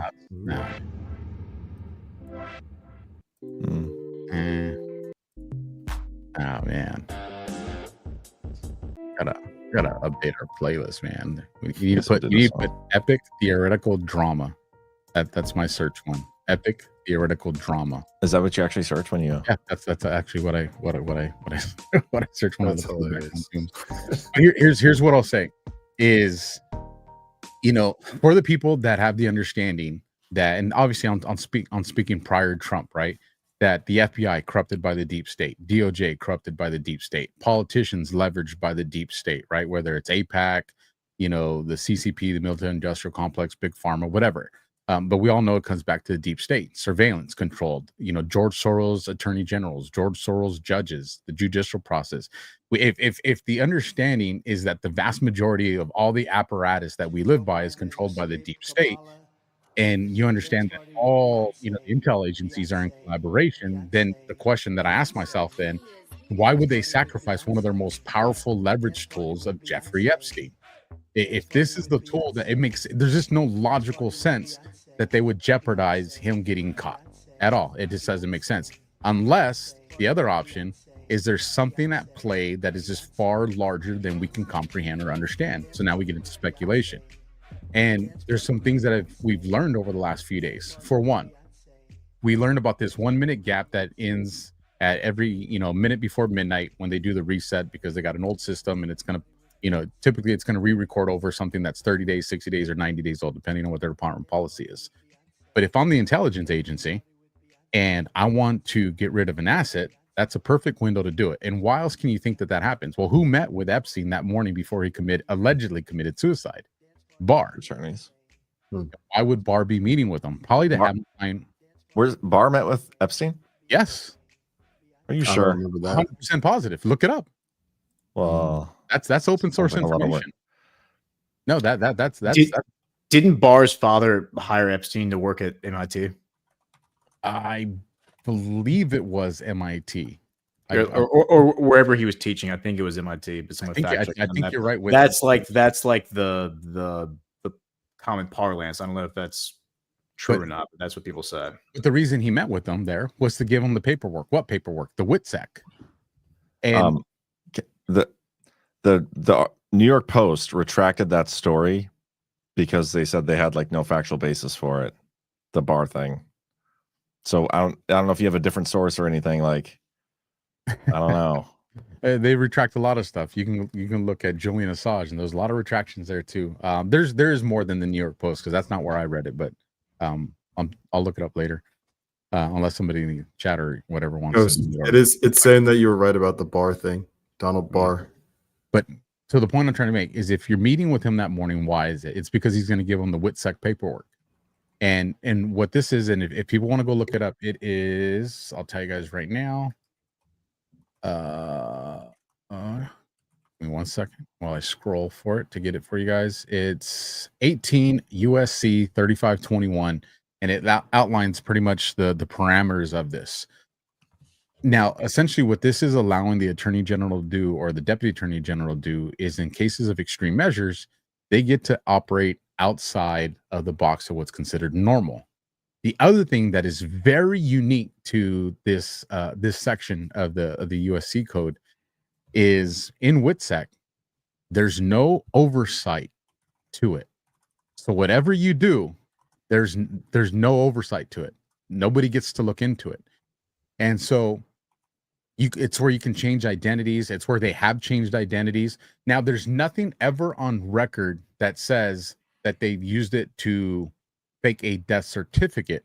But what is on record is that we just know certain witnesses just cease to exist and new identities are created. Now, in the aftermath, there is people that have come forward and whistleblowers that have made mention that it was used to fake deaths, where death certificates were created and things like that. But the vast majority of these things are classified. Some of the cases that you can look up is the Gambino family, the Bonanno family, the Colombo families, a lot of the WITSECs in there. There's a lot of evidence to support that fake deaths were the things that were used. And the reason in these particular stories is because they're so old that you have family members that were like 15 years later, 20 years later, where they were told that their family member was dead. And then all of a sudden they see that they meet the family member now with the new identity. And that's kind of what gave confirmation to, oh shit, our DOJ really does do these things. So again, if you had Epstein and you had the ability to have all that type of blackmail, the blackmail that's been leveraged to create endless wars, that's been used to pretty much facilitate everything that's evil in our country and the world, then why would you throw away that tool if you could just turn around and point it at the people that have been weaponized it against the world and use that to accomplish things like have people capitulate to tariffs overseas? And we just think Trump's doing a great job. Have people not do endless wars and nuclear wars and all these other things because you're using the same leverage that they've used to, make this stuff happen to not make it happen. Yeah, so I have a couple thoughts on this. We actually talked about this on the last OnlyLands episode we did on Tuesday. Number one, it's relying on Epstein still being alive. I mean, he could be. I personally don't think that's the case, but he could be. But if it's the case that they are now the ones blackmailing leaders around the world, how does that make them any different than the bad guys over the years? Even if they're doing it for the right reasons, trying to decouple us or whatever, they're no different than those people. They're blackmailing people with compromising activity of powerful people raping kids instead of just disclosing it. That makes them the bad guys too. That's just a different version of bad guys. I wouldn't argue that with you, but I mean, yeah, I would agree. I wouldn't argue that, but it takes me back to the movie clip from A Few Good Men.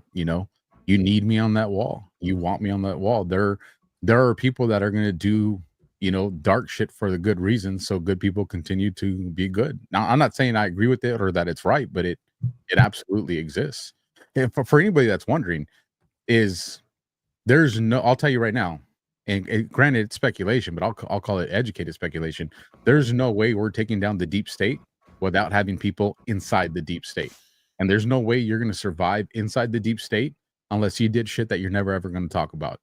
That's just that's just actually factually true. And I know that from stories and people that I've talked to that have done undercover work into, international syndicates, and the stuff that they had to do was bad. And those people weren't dealing with something known as the cabal. And some of the stories that I've heard from people, now that are retired, that have shared these things, if there's certain things that these guys had to do, I can imagine what these people that have infiltrated the cabal had to do.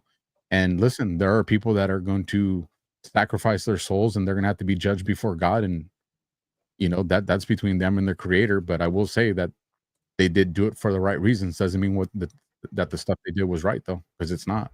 Yeah, I totally believe in the Judas ghost stuff, Judas goat stuff. I can't fathom like the people we consider to be the good guys using that same kind of blackmail material. That I mean, there's got to be a line, right? Yeah. It could be totally wrong too, by the way, and like they could totally be doing this. This is a plausible theory of what is taking place. I just if it ever comes out that this is the case, I don't think that's the thing. I don't think we're ever going to know, John. I know everybody wants the mass disclosures. I don't think that. I mean, it technically it's possible. It's on the board, but I actually think what we're going to see unfold over the next 10 to 15 years is going to look like what happened with Al Capone. He didn't go down for all the murders he did. It was tax evasion. I think we are going to see a lot of these large scale players that are going to get taken down. They're going to be held accountable, but they may not be for the crimes that a lot of us want to see them having to answer for. But it'll be something that prevents civil wars and chaos and disruptions of the world. Now, I'm a Marine. I say just, crack dynamite and see what happens. But, if you wanted to do things that minimize casualties, that's actually the way you would do it. Well, so this brings up a good point. I think this is actually a good discussion to have, because what you're talking about is there's really two different things here. There's justice against the characters that we all think are the bad guys, and I have identified as the bad guys and probably are the bad guys. And then there's saving the country and creating an America that is actually something that is good. Because I don't think America, like meaning the U.S. government as it functions on a geopolitical scale, is a force of good. I actually think it's probably one of the greatest forces of evil that's ever been visited upon man by man, because of the way it's been co-opted in the 1970s and then weaponized against humanity ever since then by very, very bad people. So arresting certain people and bringing them to justice and disclosing all their terrible, awful things they've done, I don't think that necessarily saves America. I don't think that necessarily is like what cures this problem that we have. I mean, I think exposing what the institutions of this country have done in our name, turning them inside out, dissolving them. I think the entire executive branch should just be from the top down, like the World Trade Center, just dissolved, just ground into a fine powder, and then rebuilt from scratch at a much smaller scale. That's how you're going to save this country. The entire executive branch is the treason that has been visited upon us, and is the treason that is forcing us into this open air prison that we live in. And Epstein, I think, is a useful vehicle to explain to people what state capture is. And if you don't know what state capture is, I encourage everybody to go look up it. The State Department has a definition for what state capture is on October 10th, 2018, when they added the Gupta brothers to Executive Order 13818. Mike Pompeo put out a post on Twitter explaining that they were being added to that executive order because of the state capture they engaged in against South Africa. So you can go look it all up.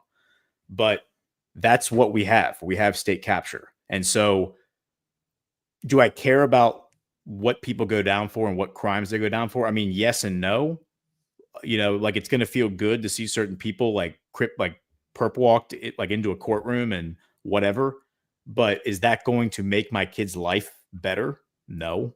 Like, what's going to make my kid's life better is exposing the fact that the CIA has enslaved the world with Mossad, with MI6, with Five Eyes, with the State Department, with every intelligence agency under the control of the presidency, with the White House, with all of these things, the Department of Homeland Security, the FDA, like all of it, all these alphabet agencies that Patrick Henry warned us about 250 years ago. They've done it.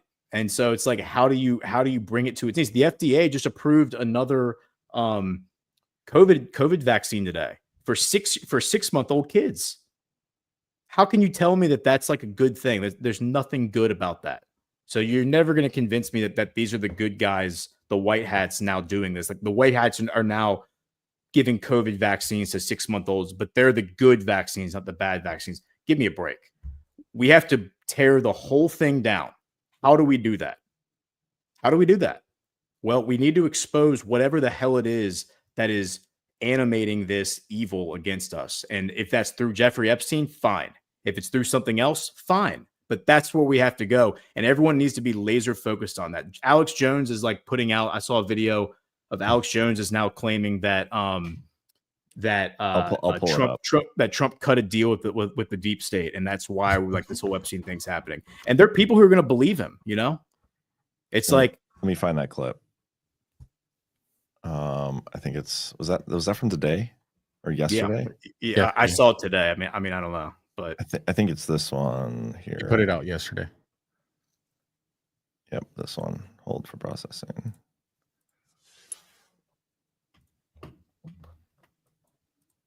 And so if they were going to use the blackmail file, they would just shut up about it and then say they were investigating and slow roll it. Instead, we've got it. It's going to come out. Not just Bondi, all of them. That's loading the gun, putting the deep state's head, saying, we'll do it. We'll do it. We've sent it to the FBI offices around the country. We'll do it.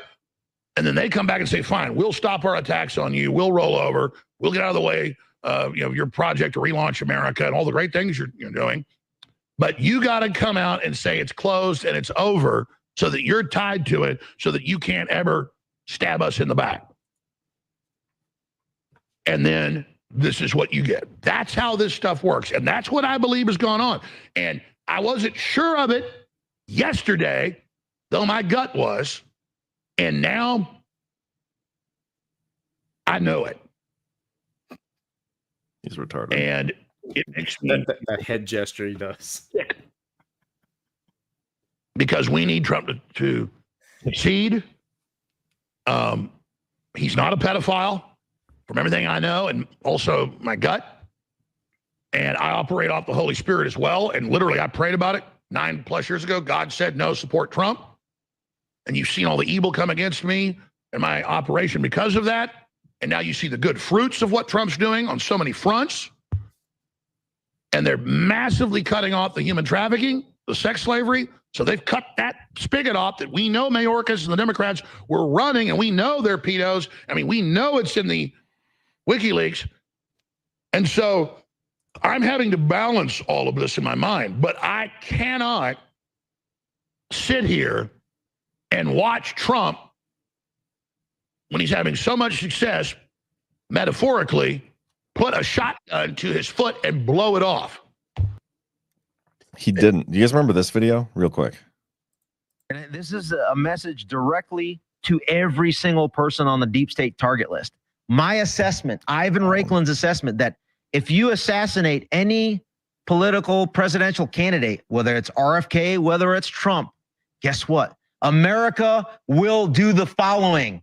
Immediately, they will respond in kind, and they know who you are because we've created the list. So if you and that's a major Rubicon, they should know that immediately. You're going to see immediately response, and there are only a few buildings in Washington D.C. that they will probably do that.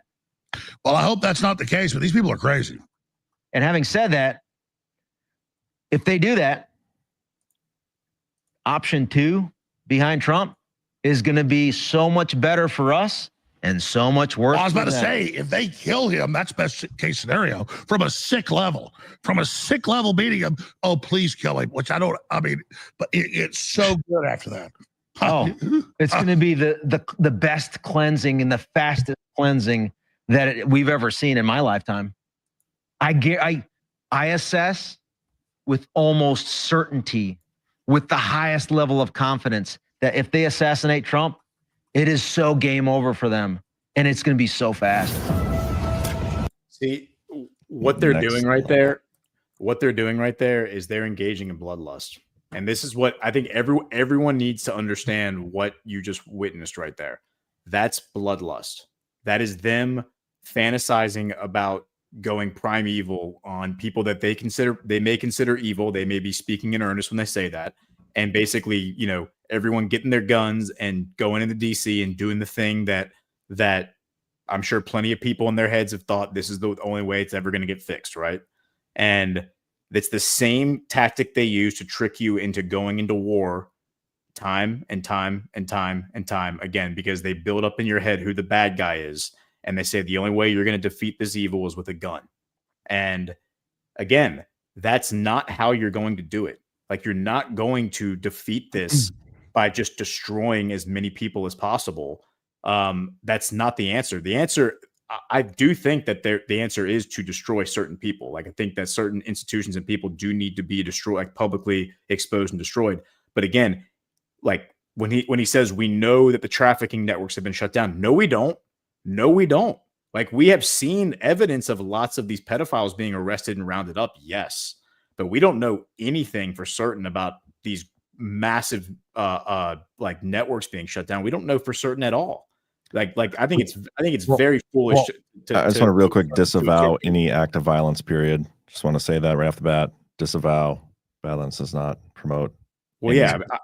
I'm not promoting any violence right now too. I'm saying it's retarded to like assert that that's how you're going to defeat this. You defeat this, like I just said a few minutes ago, by exposing everything these institutions have done and then dissolving them so they don't exist anymore. Well, we do know something for certain, and this one is an absolute. We do know that human trafficking and child trafficking at our southern border has absolutely been shut down. Yep. Underground, above ground, and through the points of entry at the southern border. Now, we cannot say that for our ports. There's still human trafficking that's coming in through our ports, and we're still dealing with interstate human trafficking that's taking place. So we have definitely impacted it, but you're right to the point to say, Ghost, that we haven't completely shut it down.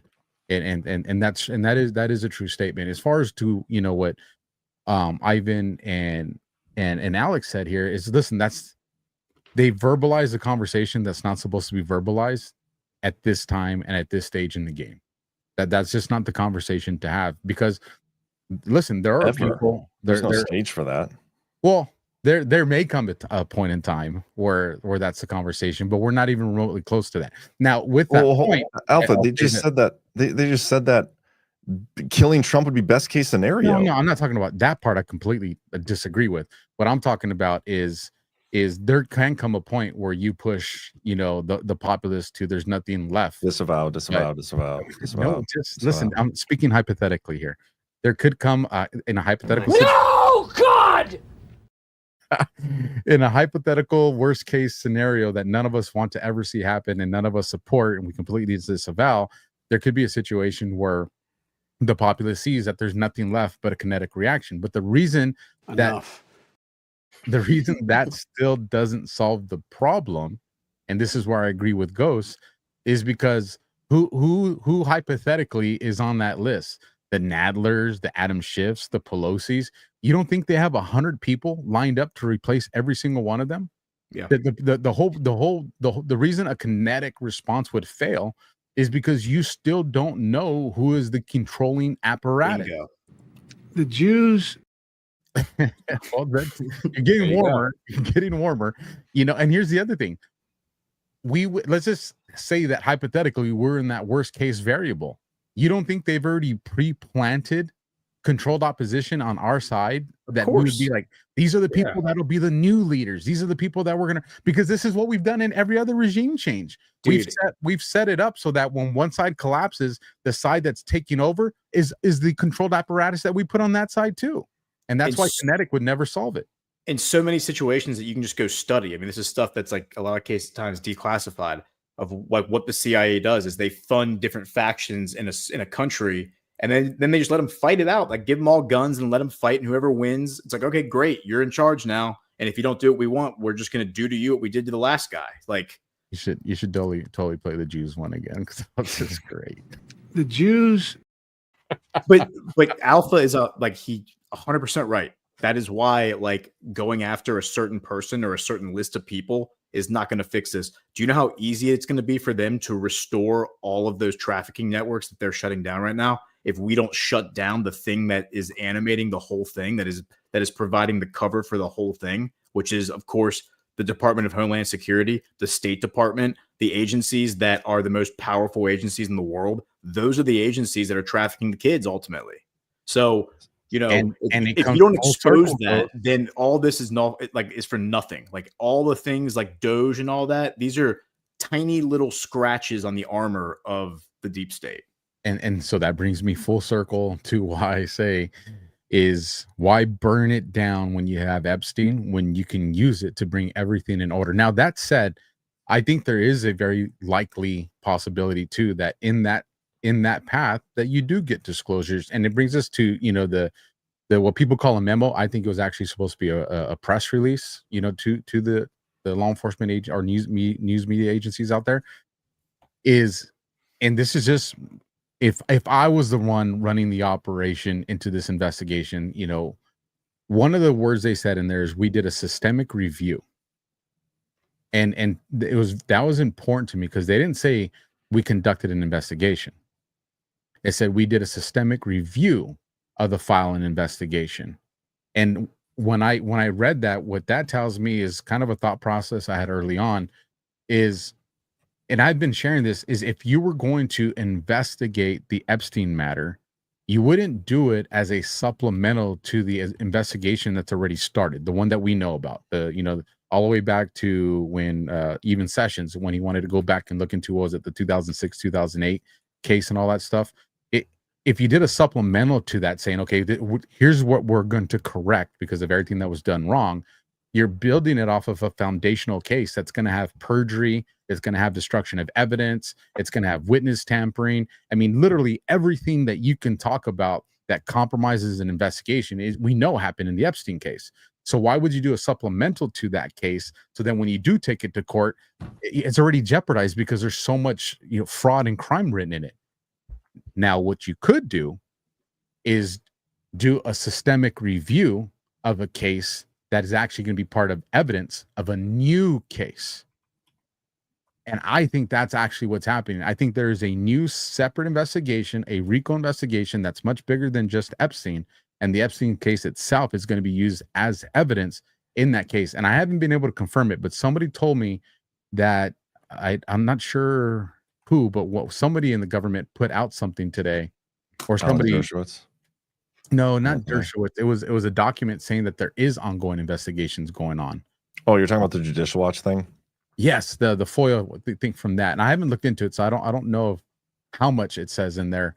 But just kind of off what I was told, does kind of support what I'm talking about here. There being a new because a new fresh investigation is not tainted. I still think this is a little bit of wishful thinking, because the one possibility that nobody seems to be willing to chew on a little bit is that this is the end of the road for the Epstein stuff. Like, if the files existed, which we all believe they did, if they did, they're probably gone. They've probably been destroyed. I mean, how many people you just said have had their hands on it? That's one. Number two, it's also possible that it isn't what we thought it was, because a lot of the reason it got so big is from influencers online making it this big thing. And it's possible it is not what these people thought it was in the first place. And then I keep saying, I go back to Trump. Trump was never the one to push this narrative. He was never the one. The one time he brought it up was in that CPAC speech when they asked him about Bill Clinton. And he was like, oh, I think he's going to have some trouble with the Epstein thing. That was within 30 days of the Gawker article dropping where Bill Clinton was listed on the flight logs. So it makes sense if Bill Clinton comes up, that was the hottest story at the time, you're going to mention it. But other than that, not a single time throughout his entire administration was he the one to advance that narrative. It wasn't a central thing for him. And so that's why I think he was so pissed off, is because everybody's freaking out over these Epstein thing, but it was only a big thing because of influencers online. It wasn't because of Trump. Well, that's not entirely true, though. There was a reaction from the regime that they scrambled and organized against it, and they created a lot of gatekeeping, and they created a lot of limited hangouts, and they did they made a lot of effort to downplay what Epstein was. And I mean, again, at the head of the host of the influencers was Kash Patel, and he should have known better. So, I mean, I do think that Epstein probably was what we think he was to some extent. But what's going to happen from here? Who knows? I don't get excited at all about the start of an investigation today, July 2025, because how long is that going to take? It's going to be a 3-year investigation and a 3-year prosecution. And by the time anybody actually goes to jail for anything, this is going to be 5 to 10 years from now. So, assuming that it started in 2025. Yeah, but I mean, we've been hearing that for many, many years now at this point. And I mean, there's probably there could be truth to it, but again, I just want to be reasonable, like about people's expectations, because a lot of people are now moving the goalposts. And I'm not saying this is what you're doing, Alpha, but there are people online doing this, moving the goalposts to like, it's okay, guys, it's still coming. It's still coming. And I'm just trying to be realistic. Like, we don't know that for sure. And I'm not going to sit here and tell people like, based on it's conjecture, it's theoretical that there's other investigations potentially going on here. We don't know that for sure. And I don't think we've had any actual evidence that that's the case. Well, not necessarily. We just haven't had the names attached to it that we want to see. Everybody wants to see the Hillary Clintons, the Huma Abedins. But if you look at, some statements that were made yesterday that I completely disagree with some friends that I have that have a different perspective, is, well, the FBI does this every year. And that technically is true. They do these human trafficking operations every year because it has to do with grants and checking boxes. But if you go and I crunch the numbers, people can go out there and verify it. If you look at Biden's administration, that 4-year window, the FBI had around 200 arrests of child predators and child traffickers. 200. Now, if you go look, now this is based off of the numbers that Bongino and them have reported, because you don't have the FBI stats because they haven't had a full year yet. But going off the numbers that Cash Patel's reported, Pam Bondi's reported, and Bongino's reported, you have just a little over 1,000 arrests of child predators in the week of May 7th. And you can look up on Cash's page because Cash showed this one. Just in May 7th, they arrested 200 child predators. So if we're truly talking about we're being about the kids, you have in 7 months exponentially more child predators and traffickers that were arrested than the entire 4 years of Biden. That's what we want. But it hasn't satisfied people's thirst because they want to see the Hillary Clinton name attached to it. And so this is what I tell people. Hillary Clinton, Huma Abedin, these aren't the ones, if you subscribe to the idea that that stuff is true, they're not the ones that are going and doing the abductions. They're the customers. If you really want to have the greatest effect on child trafficking, then it's the people that actually do the child trafficking. And we see that playing out right now. Yep. You have hundreds upon hundreds of kids every single month that have been rescued. And that started in Trump's first term. Yeah. But to be fair though, like I think what people really want more so than just a specific person or prosecuted or arrested is they want the story told. I think people want, like when people talk about disclosure, they're not necessarily like, oh, we want this specific person, all of their skeletons to be exposed. They want the story told so the public is aware of what has happened so it doesn't happen again. And like we all understand that this is how our government was taken over. This is the mechanism they used to take it over. This is the technique. This is the methodology. Like this is what we should look for moving forward. That story needs to be told into its totality. What you just said is fantastic. Almost nobody knows about it. It's like so it's kind of one of those things. If a tree falls in the forest and doesn't make a sound, did it actually fall? All of those networks can be reestablished very easily 5 years from now if we screw this up and this window closes, and the window can close. And for everyone who thinks that like everything's a certainty and life is a certainty and like the plan, no, nothing is a certainty. We don't know anything. And trust the plan, trust ourselves, trust each other to come together and figure this out. That's how we need to focus on this. Going back to the very beginning of what y'all said about the blackmail, like being used against Epstein's handlers. My question would be, to what end? Like, I'm okay with them doing that if their end, like the end game is to tell the story and expose the whole thing and blow it up and like make it all public. If that's the end game, I'm perfectly okay with them using the blackmail against the blackmailers, like for a short period of time. If what John, I think, is suggesting is that we're just going to start blackmailing them, we're going to keep everything quiet, like Alex Jones is saying, we're going to keep everything quiet, we're never going to turn on them, and things are just going to continue to operate business as usual. Abso-fucking-lutely not. And that's what I think everyone needs to be very, very aware of right now. The trajectory that we're on right now is that we're going to get all these tremendous wins, these tremendous victories. All of these things are going to make us feel really, really good. But if we don't root out the actual cancer that has caused all this in the first place, they're going to be able to put all that stuff back in place over the next 20 years. Like, it's not going to be hard for them to go back and redo all of these like little things that Trump is undoing. if we don't rip out the root cancer. And the only way you do that is by telling the story so the entire world understands what happened.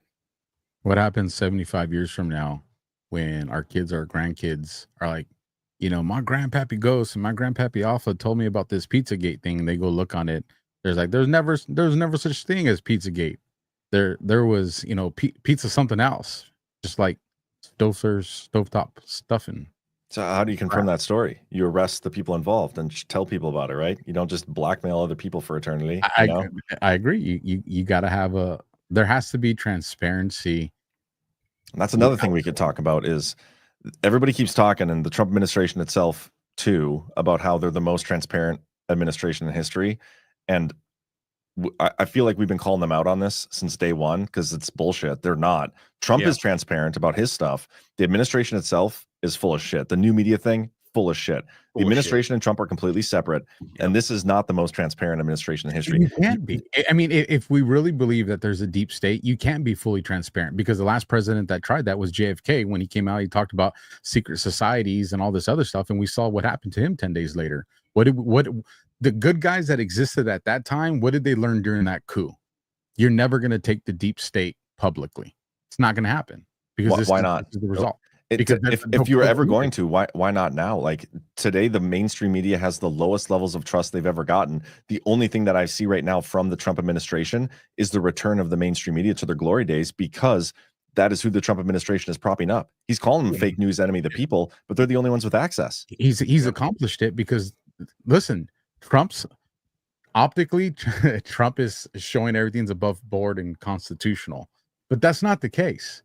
And the reason I know the case, and I think I've talked to you about this, John, or Ghost. I know Cam, I don't think I've mentioned it, but when Trump became president in that first term, the one thing that I just could not wrap my head around once we learned about it was, why is he not ending the Smith Modernization Act? Why doesn't he end it? Because that allows for propaganda against the American people. Yep. And every time I've game theoried it out, there's only one conclusion of why you would not end it. And it's because you're going to use it. Yeah, and I totally so, understand that, but I'm totally against it. I'm done with this. Like psyop, we got to stop the psyops at some point. Yeah, I agree, but yeah, you know, well, at some point you have to start putting people in the room alongside of the MSM reporters who actually can like ask good questions, and it won't take but a few press conferences where we're like, those people would just totally humiliate the MSM reporters who are asking dog shit questions, and eventually those people just become irrelevant, and like their questions they're asking don't even get airtime anymore. So let me ask you guys this then. I think like us, our audience, we could handle mass disclosure right now of what we know, and maybe even the stuff that we don't know. I think we could handle that. Here we go. Do you think? Yes, they can handle it. That the mass amount of people that are not to this Yes. level are capable of handling it? Yes. I don't think I honestly don't think I they're disagree. ever gonna. I don't think they're ever gonna care enough to be like invested. Like I'm just speaking honestly. I think the average person is not paying attention enough and they're never going to be paying attention enough to reach a point where you can have satisfaction saying yes, they're ready now. Like I just don't think they care. Like if we're waiting for the normies to wake up, we're never You'll never reach 100%, but I'm sure that there has to be a number. And I try to probe this out of General Flynn, and he wouldn't give me the number. I've talked about this before, Alpha, too. Like, this is the thing. My line of thinking on it has changed because me too. I totally understand the game theory behind it. I understand it all. But my issue has now become is we're never going to reach the number of people that we need, and it's become an excuse. And anytime we see something in the administration that we're not comfortable with from anybody anywhere, we're like, okay, well, it's because we have to wait for enough normies to wake up. Like, I'm very upset that this Epstein thing was handled the way it was. I was expecting it to be handled that way because of what Cash said on the Joe Rogan podcast. As soon as he went on there and was like, yeah, you're not going to get what you want to get. Me and Chris did an episode. We had a Liberty Den discussion. Like, hey guys, we're about to witness a rug pull. And then when the rug pull happened, everybody's like, oh my God, the rug pull, what just happened? If you're not saying the rug, you'll be prepared for the rug. I'm done making excuses for what we're witnessing because of potential trust the plan rhetoric when we don't know what the plan is. I wrote the Devolution series, guys. I think there is something bigger going on behind the scenes, But because I'm not read in on what that is, I'm done giving that up as an excuse for bad behavior. Like, fuck that. I see something I don't like. I'm going to call that shit out. Whether or not that makes people in the chat call me a normie or a doomer, all that, that's not what I'm being a realist, guys. We're never going to get to the end zone. We're never going to get everybody else along with us to the end zone if we keep forgiving away bad behavior as part of the plan. It's just not going to happen. You're not a normie. You're an Oreo cookie. Oreo cookies are fireproof, so I'll take that. You're part doomer, part like Keck. How am I a doomer? Like, what? I'm a realist, bro. I'm a realist. I'm fucking. I'm not afraid to say what people. I love what makes the people fact, uncomfortable. I love the fact that you're a realist. And here's and like I said, I'm open to my. This is healthy, by the way. I'm loving this conversation. This is the conversation that I think the whole internet should be having right now.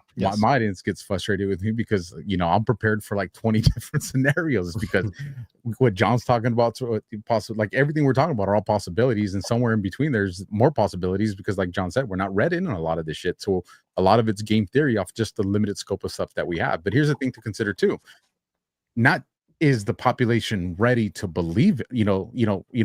Can worst case scenario, all of a sudden you come out and you're just like, yes, Ellen DeGeneres is sucking babies' peters for adrenochrome and she's evil and shit like that, and they're doing all this stuff at Epstein's temple.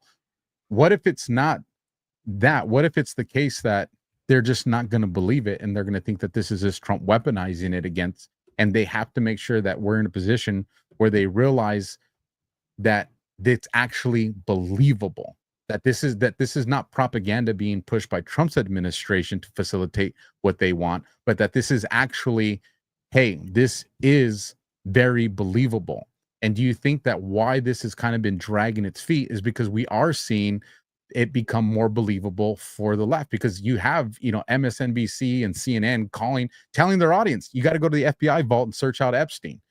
The more, if they get it where it's not Trump saying it, but other people saying it, does that make it more believable for people? And is that what we're seeing fold out? Because you remember when Pam Bondi did the binder gate that everybody got pissed off with?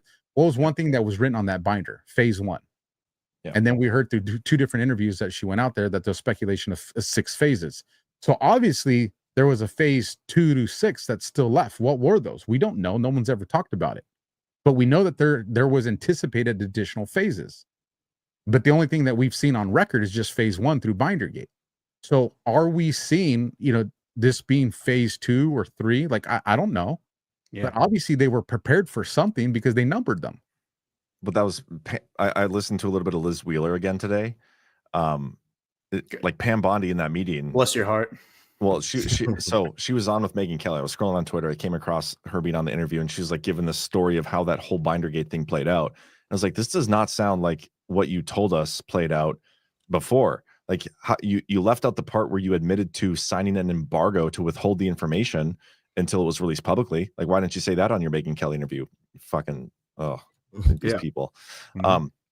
But so I was like listening to some of that and how this played out, and she was saying, and I do not believe Liz Wheeler about anything she says. Okay, I'm not saying that. Her explanation was Pam Bondi is the one who did the cover sheet for the binders. Like, she's the one who did that.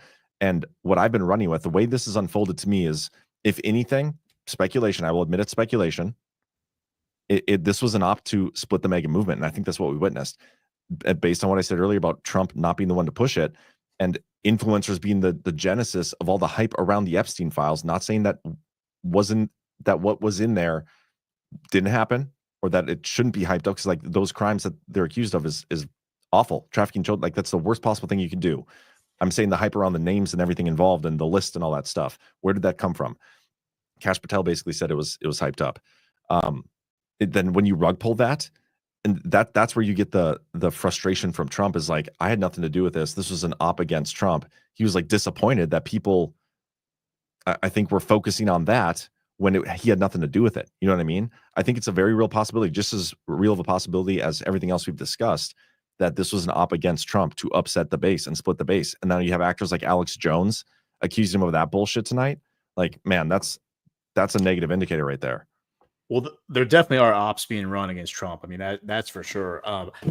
I also don't really believe Trump when he kind of gave that answer, because I think Trump is smart enough and read in enough on he has his finger on the pulse he understands how important that topic is to the base. So I think I don't really believe him when he says, like, when he acts all incredulous, like, you still care about Epstein. Of course we still care about Epstein, because what Epstein represents is state capture. He represents the control mechanism over our entire government through blackmail. That's what the word Epstein means now in 2025.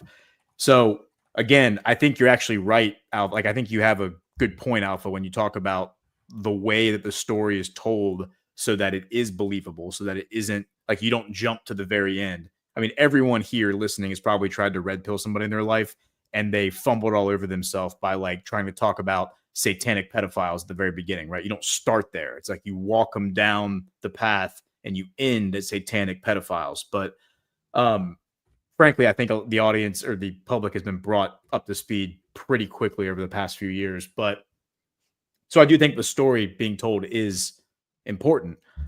I also think that what John said is very important. That's the crux of it all. The illegal psychological warfare operations being run on the country. When is that going to end?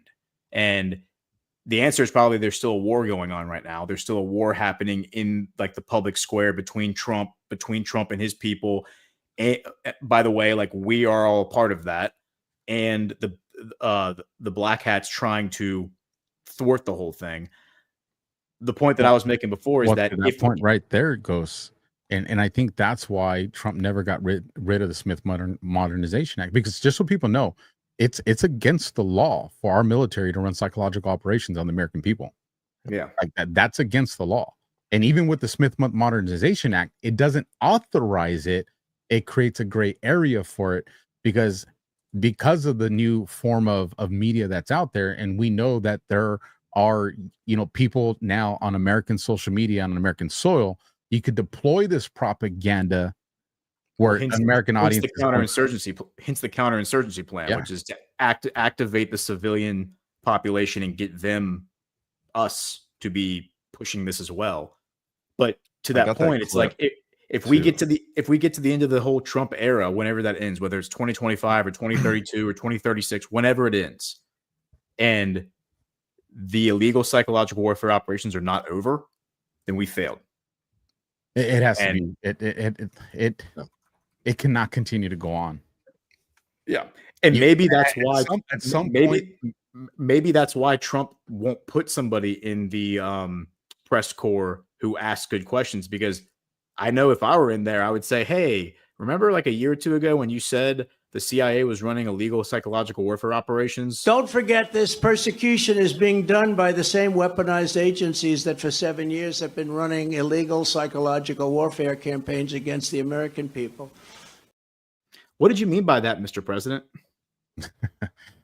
Oh, you got to send me that clip, John. No, I can't have it. I think why won't anybody ask him about that? You should watch my show, bro, Alpha. We play that like every episode, basically. That's my favorite clip. Yeah, I think that part of me feels like if we were fully in the disclosure phase, we would be getting disclosure. Like, we're obviously not at that step yet. And also, my other thing is, the only thing I want from my politicians is for them to tell me the truth and allow me to make my own decisions. So I think that's really the only line we need, is for adults to be able to be told the truth. And obviously there's certain things that are in operation you can't disclose, but like overall, I think that should just be our baseline. And that's why I support with what you're saying, John, and obviously Ghost as well, and as well as what Alpha's saying. But yeah, if they're telling us stuff that isn't satisfying, we have to keep asking them for more. I want my government at whatever the smallest possible number they can be. That's the number I want my government at. Yeah. Ghost, you said something there. It's like, if we get to the end of the Trump administration and things didn't get done, then we're like fucked, right? Essentially paraphrasing. Okay. So knowing that's the case, if we get to the end of Trump's administration and we're fucked, why are we going to excuse away any bad behavior, period? Even if you believe something bigger is going on behind the scenes, why would you risk not calling any bullshit you see at all times, which is literally everything you see at all times is bullshit. That's like the baseline. It's bullshit until proven not bullshit. If you're not calling it out, you're doing it wrong, because you're allowing the bad behavior and participating in the bullshit, risking us not getting stuff fixed by the time we're at the end of this. And I refuse to allow that to happen. We've had that stance since day one. For the first 3 months of Trump's administration, we got shit on. I got shit on. Chris Paul, like a lot of people at Badlands got shit on because we weren't cheerleading along with everybody else. And I'm at a point right now where finally people are upset and recognizing like, oh yeah, maybe there's some shenanigans going on here. It's like, yeah, you guys, we've wasted 3 months and there's this huge division within the movement already because people were mad that we weren't into the Q decodes. Somebody in the chat here is being a douchebag, being like, oh, you can tell John hasn't read Q. If you just only read Q. And I keep asking him, like, why? What would that change about my opinion if I read Q? Would I trust the plan more? Tell me what the plan is. Then maybe I'll trust the plan. Like, this is the, you guys, the mental gymnastics that people are doing to justify bad behavior is what's going to lose us the country. Like, it's not up to these TV characters. It's up to us. Dude, Stop doing that. You know who two people are who are railing on not Trump, but railing on the Trump administration right now? General Flynn and Steve Bannon. Would anybody question that General Flynn and Steve Bannon are like loyal to the movement and like are trying to earnestly save the country? And they both are. I mean, Steve Bannon dropped an F-bomb on live air. Bannon is signal as fuck right now. Yeah, I mean, literally, like he's been hair on fire for the past like month, ever since this whole Iran thing started. He's been like hair on fire, like going after the administration. Same with Flynn. Flynn's been calling out this whole debacle with the Epstein thing. He's been calling out Pam Bondi for even longer than that. But I'm just saying that that should be social permission for everyone in the movement to do the exact same thing. If General Flynn is allowed to criticize everyone in the administration, we are absolutely allowed to criticize everyone in the administration. And we got to stop waiting for social permission, by the way. Yes, we got to start no. doing that Exactly. stuff. Exactly. Yeah. You guys can criticize me too. You have my full permission to criticize me. I'm totally okay with it. I can handle it. Don't criticize me. I'm sensitive today. So here's what I'll say. So yes, I agree with you guys, but to a point. Here's the solution to Q for people to understand is, and I have said this from the very moment that I learned about Q and started diving into it. If there's a plan, great. It does not alleviate each one of us of our independent responsibility to save this nation. What does that mean? General Flynn he's the example here. When Trump does certain things, like we'll use the current scenario, Epstein, that is going to generate a response from us. Now, if you believe there's a plan, then you understand that when Trump tells his base, y'all still talking about Epstein, he's going to piss a lot of fucking people off. He knows that. So if you believe that there's a plan, that plan is an anticipation of that response. And that means if he's signaling it at that time, it's because that response it's warranted. They want that response. Now, we may not know why they want it and why the timing of it is, but the thing is people spend too much time thinking about how I should react to this, and that's what throws everything off. If you were doing your responsibility, then the plan will still work out the way it's supposed to, because there's no way when I was planning an operation, we already knew the way a certain demographic or a certain neighborhood was going to respond to that operation. So we had certain things already preset that were going to unfold as that unfolded because we wanted to make it successful. You don't think that they're planning the same thing when it comes to the boards? Absolutely. So when you have Flynn coming out and saying, Pam Bondi's a fucking retard, and I'm summarizing his point, it's because they want a certain amount of people to have this. Now, with that, I would just say caution. You can't go full retard either. And this is the danger of going full retard. There are operations that are in play in social media right now that will take advantage of legitimate concern to exploit it to subvert the support that President Trump and the administration has in order to suck people into another area of people that actually mean this country harm. So it's literally threading the needle perfect. And the best way to go about it is just trust the fucking discernment. Don't a lot of people, the mistake that I see, you guys, is I see a lot of people on social media. I'll break news for them like on a space, and I'll say, hey, tell me how you feel about it. Well, and people are hesitant because they want to see how other people are reacting first. Now, the problem is if the person you're waiting to gauge is an asset or an operative, well, then your natural reaction is going to be tainted. So just trust that built-in internal compass you have, and if it's something that pisses you off, be pissed off, and then speak out about it. Yeah. I'm fighting in the chat. I wasn't listening to half of that. I'm so sorry. I Well, loved to, it. to, You to your point, Alpha. because To I your just point kept is saying just that I'm sensitive today, and that hurt my feelings. it's the emotion. It's like, don't allow your emotions to be manipulated. I mean, that's something that I think a message that has been resonating for a while now. I mean, when General Flynn and Boone Cutler came out with their book, Fifth Generation Warfare, that was a big part of the book, was emotional manipulation. Don't keep your emotions in check. Don't succumb to the emotion of the moment, because that's how you're going to get swept away into a psyop, which is going to lead to blackpilling or whatever, right?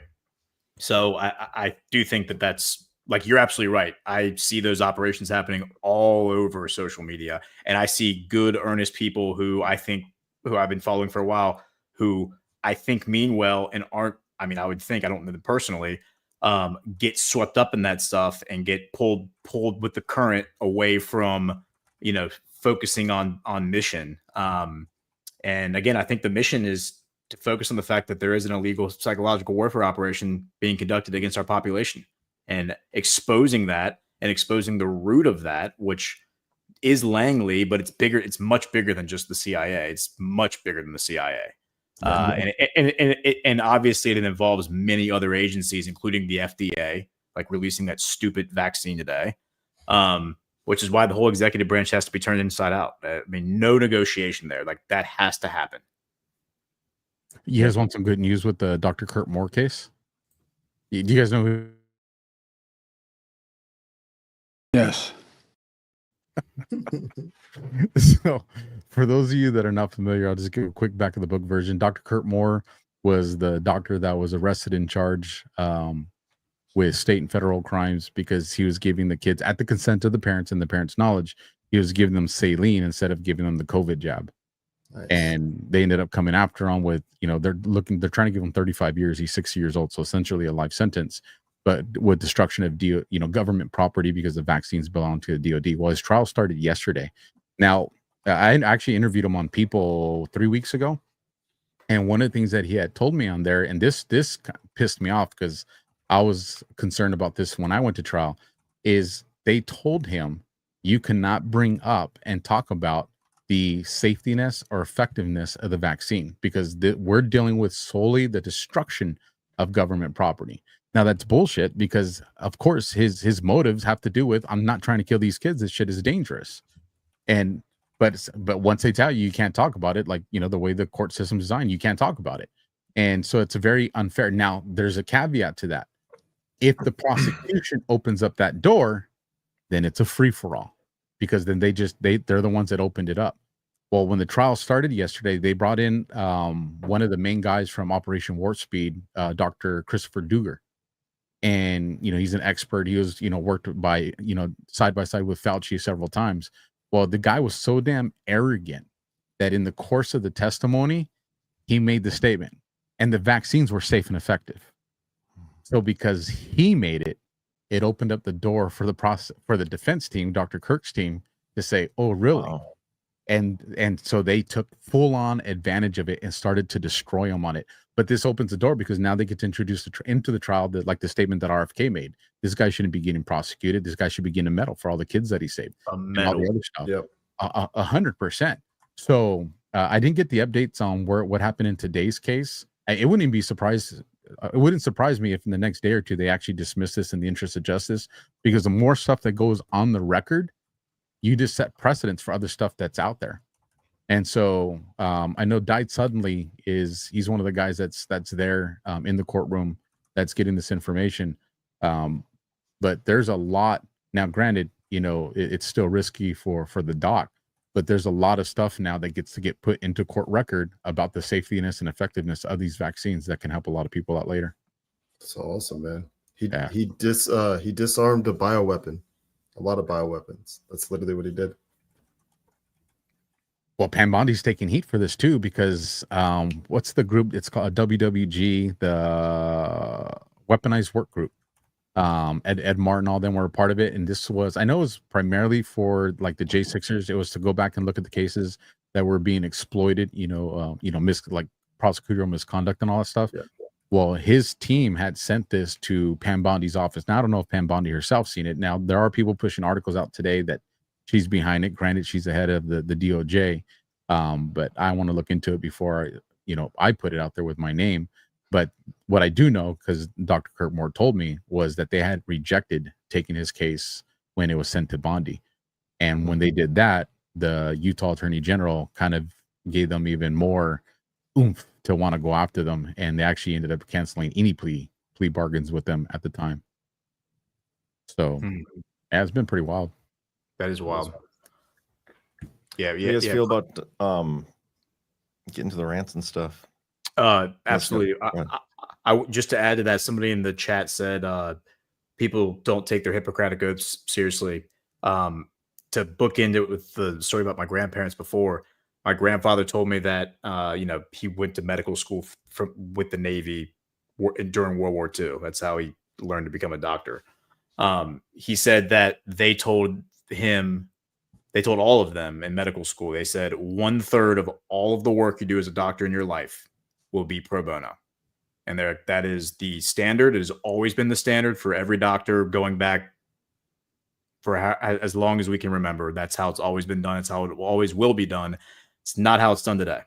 Everyone who gets into medicine now is in it for the money. They're in it. They become many people. I mean, there are, I'm sure, plenty of people who are altruistic, but a lot of people in the healthcare industry are financially oriented. So that's obviously a big problem. I was never in this for the money. But it turns out that the money was an absolute necessity for me. It's exactly how all doctors think now. If anybody sends me feet pics, I will find you. Oh my gosh. I hope everybody, I'm going to send you a feet pic, man. Make burner accounts and send them, people. I will find you and I will you. If you get a picture of black feet, you might know where they come from. Well, Cam might have some ashy feet. His feet might be a little white. They probably are right now. There you go. All right, let's do some rants. I don't know if we got many, so it shouldn't take too long. If anybody has a really good, funny video that they want to outro with, that'd be great. Don't all jump at that opportunity at once. I'm looking. That's the first thing I did was to go look. Pet Sitter says, "Hey Alpha, did you know a dog named Lieutenant Handsome Pants, aka Jax?" I knew he's saying a dog, right? I knew a dog named Jag. Jax, I want to say there was a dog in Palm Springs that was Jax. Hey Alpha, did you know a dog named Lieutenant Handsome Pants, aka Jax? I bet Alpha knew a person named Lieutenant Handsome Pants. Probably wasn't a dog though. Pet Sitter, let me know if that was a Palm Springs PD, and then if it is, I think I know what you're talking about. Angie K says, "The new investigation, I think, is Clapper, Brennan, Comey, plus the 51 co-signers. Just wait. They are the ones involved in destroying the evidence or hiding it." I think that's a really good point. If you go back and read, go to Ezra Cohen Watnick's timeline on Twitter and search for Ratcliffe. And there's an article that pops up from January 23rd of this year when Ratcliffe was nominated to be the director of the CIA. And, or maybe it was after he's confirmed. I don't know. But in there, he's railing on Brennan. And the two things he talks about is what he did in 2016 and what he did with that 51 intelligence agents letter or whatever. Very interesting stuff. Sorry, I'm looking at this link that Angie K sent now. Maybe this could be an outro. It's here. Oops. It's this video. NBC's Micah Brzezinski says, "Our job is to control what people think." We could do that as an outro. All right. Yeah. Is that the Black Tim Pool? Is he Tim Black? Yeah, it might be. I thought that was 50 Cent at first. I thought that was 50 Cent too, bro. Wow. So isn't this white people, Cam? Am I right? They just think all black people look the same. So white people. The final demand says, "Alpha will see a photo of my 49-year-old, 35-year line cook feet. It's going to make him sick like he did to me. They're like two rainbows, but every color intersects someday." Oh, that's just absolutely terrible. Send on, brother. Send on. Send it. That's DMs are level of open for Alpha on Twitter. Cindy Waters, "There's one thing that makes everything go away. That is an awake and aware public. Our ignorance has been their most valuable weapon. Hence the psychological warfare operation we are living through." I agree with that. And most of the normies The reason we're operating through the bullshit is because of the normies, not to wake them up. It's because they won't wake up. Trump keeps playing normie ball. Babbage 3, when Pam Bondi said that it was on her desk and ready to go, she was referring to a stapler. Apologies for the confusion. Knickers Pickers. Kind of sounds like a Careful. Alpha would make to try to get me to say something. Following up on my boost, calling all Aussies and Kiwis to join our Telegram chat. We've already started meetups. I can't believe the Kiwis won that one. Fill out the form and we'll see you there. Yeah, we got some Australians. Hell yeah. Dude, we've actually had we had Australians come to a few of the guards, including Deadwood last year. I hope they come back this year. Dude, they flew like 20 hours or something crazy to get there. Yeah, it was crazy. It's like, dude, yes, we should start we have to form a beachhead in Australia / New Zealand so we can take over that island. Hell yeah. It's hardcore. Jojo Allen says, here's my $2 question. Why does Comey's name appear as C-O-M-E in the drops? That's a question for you guys. I don't know. Oh, why does Comey's name appear as C-O-M? I'm sorry. I can't visually see the rant, so I'm just trying to make sure I understood. Oh, whoops. I forgot to share my screen. Yeah, we've been staring at 50 Cent the whole time. Not bad. Alpha, by the way, you're doing, we could announce right now, starting next week, Tuesday, you guys are doing like a 4-week trial of like your own Q show thing. Yes, we are. DEF CON 0, 10:30 p.m. Eastern. For those of you who saw the premiere, you love that shit. Wait till you see Tuesdays. You guys are going to just be like, whoa. Ash says that Knickers Pickers is the Australian that was at Garden Deadwood. Oh, yes. Awesome. Well, then I hope you all come back. Hope you're coming back this time. Hell yeah. I really thought somebody was trying to set you up. I thought that was brilliant. I did too. That might be the Aussie from Britain, not to dox, but yeah. Oh man, now I know exactly who it is. There you go. Doxed her. You totally doxed. Miss Rhea Freedom Fighter says, great show, John. You're doing a great job, buddy. So funny. Every time she says that, I feel retarded. And so thank you for the rant. That's like what I say to my kids when I'm coaching, like the worst player on the team. I explained this the other day. It's like, it's okay, bud. You're doing great. You're doing great. Even though he's terrible. He's not doing great. But thank you. It's a good little inside joke there. Chris P13 says, thank y'all. Faux Show Yo for $20. Yeah, thank you, Chris P. And Faux Show Yo for $20. Thank you. Says, you are all fantastic researchers. Listen to your show. Listen to your boy G Money. Opt out of the systems of control anywhere, anytime you can. John, you're becoming quite the grifter lately. What's with the shift? Quite the grifter? What do you mean? Yeah, it's not you. That's J-O-H-N. That's a different John. He's right that he's talking about J-O-H-N. John must be referring to a different John, but John I Brennan, do agree with like that Uncle G is right about opting out of the system, and totally agree with that. If I was a grifter, I wouldn't be yelling at half the people for disagreeing with Q and stuff. You're a horrible grifter, man. You're a terrible grifter. You need to step up your grift game, actually. You need to become a better grifter. We do have a super chat over on YouTube for $20. Dude, Peter Friedrich, bro. Hope I didn't just dox you, but thanks for the $20. He doxed himself. That's kind of the bad part about YouTube, though, is like you have to use your Google account to like you have to dox yourself to do a rant. No, you can make it. You can make a fake name. Also, what kind of grifter put all their content for free? The worst. The worst kind of grifter. Be better at grifting. Thanks, Peter, by the way. Right. Friedrich. I think that off the screen. Faux Show Yo was just looking out for you. He's saying you're becoming, so I think he's just looking out for you. That's all. Whatever. We do have this video from Cam, and this is a good one. So maybe we'll do this, and then we'll do that other MSNBC video, and then we'll do Brad's. No, we'll do Brad's thing first, and then we'll do these two to outro the show. Yeah. So, sounds all right, guys. You guys have a great rest of your night. Thanks for joining in on this like impromptu little thing. Yeah. Oh man. Good time. We got rug pulled by rug pull. Yes, we did. Yes, we did. Okay. Good night, everybody. Hit that thumbs up. We'll see you next time. Later. Next thing you know, we heard boom. We ran up to the corner and hit right into the World Trade Center. Can you tell us what kind of an airplane is it? It had to be a 737 and had to hit the World Trade Center. Okay, and what do you see at this point? Oh, smoke and screaming and, screaming engines and all the fire engines and police departments are all traveling down that way. Oh my God almighty, the black smoke all over the place. I hope nobody, there's got to be somebody killed in it and poor people that went to work.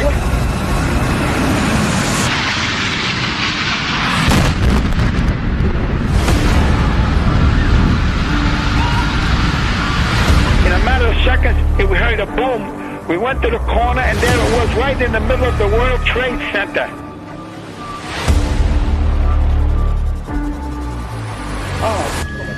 If you're taking a look now, you can see that we've just had another explosion.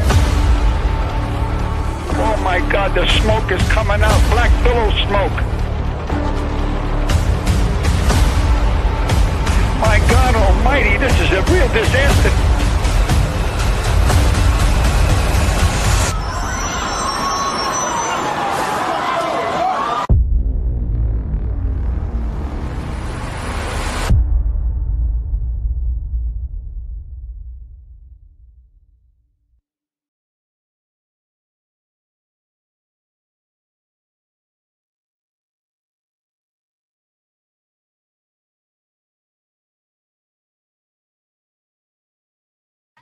Now imagine you're holding coffee. This is outrageous. Where are the armed men who come in to take the protesters away? Where are they? This kind of behavior is never tolerated in Boracua. You shout like that, they put you in jail right away. No trial, no nothing. Journalists, we have a special jail for journalists. You're stealing, right to jail. You're playing music too loud, right to jail, right away. You're driving too fast, jail. Slow, jail. You're charging too high prices for sweaters, glasses, you right to jail. You undercook fish, believe it or not, jail. You overcook chicken, also jail. Undercook, overcook. You make an appointment with the dentist and you don't show up, believe it or not, jail, right away. We have the best patients in the world because of jail. All right, people, how you doing? My name is Tim Black. Welcome to Coffee with Tim Black. A couple days ago, Mika Brzezinski of Morning Joe was having a conversation with Joe Scarborough in reference to President Trump and his claims about fake news. Something was said that was very interesting. You got to hear it. Well, and I think that the dangerous, edges here are that he's trying to undermine the media, trying to make up his own facts. And it could be that while unemployment and the economy worsens, he could have undermined the messaging so much that he can actually control exactly what people think. And that is our job. Yeah, if you look at that is our job. Yeah, if you look at the Finally, someone said it. Somebody said it. Someone said it. Finally, the truth comes out. It's their job to control what you think. That's the way it's always been. That's what propaganda is all about, people.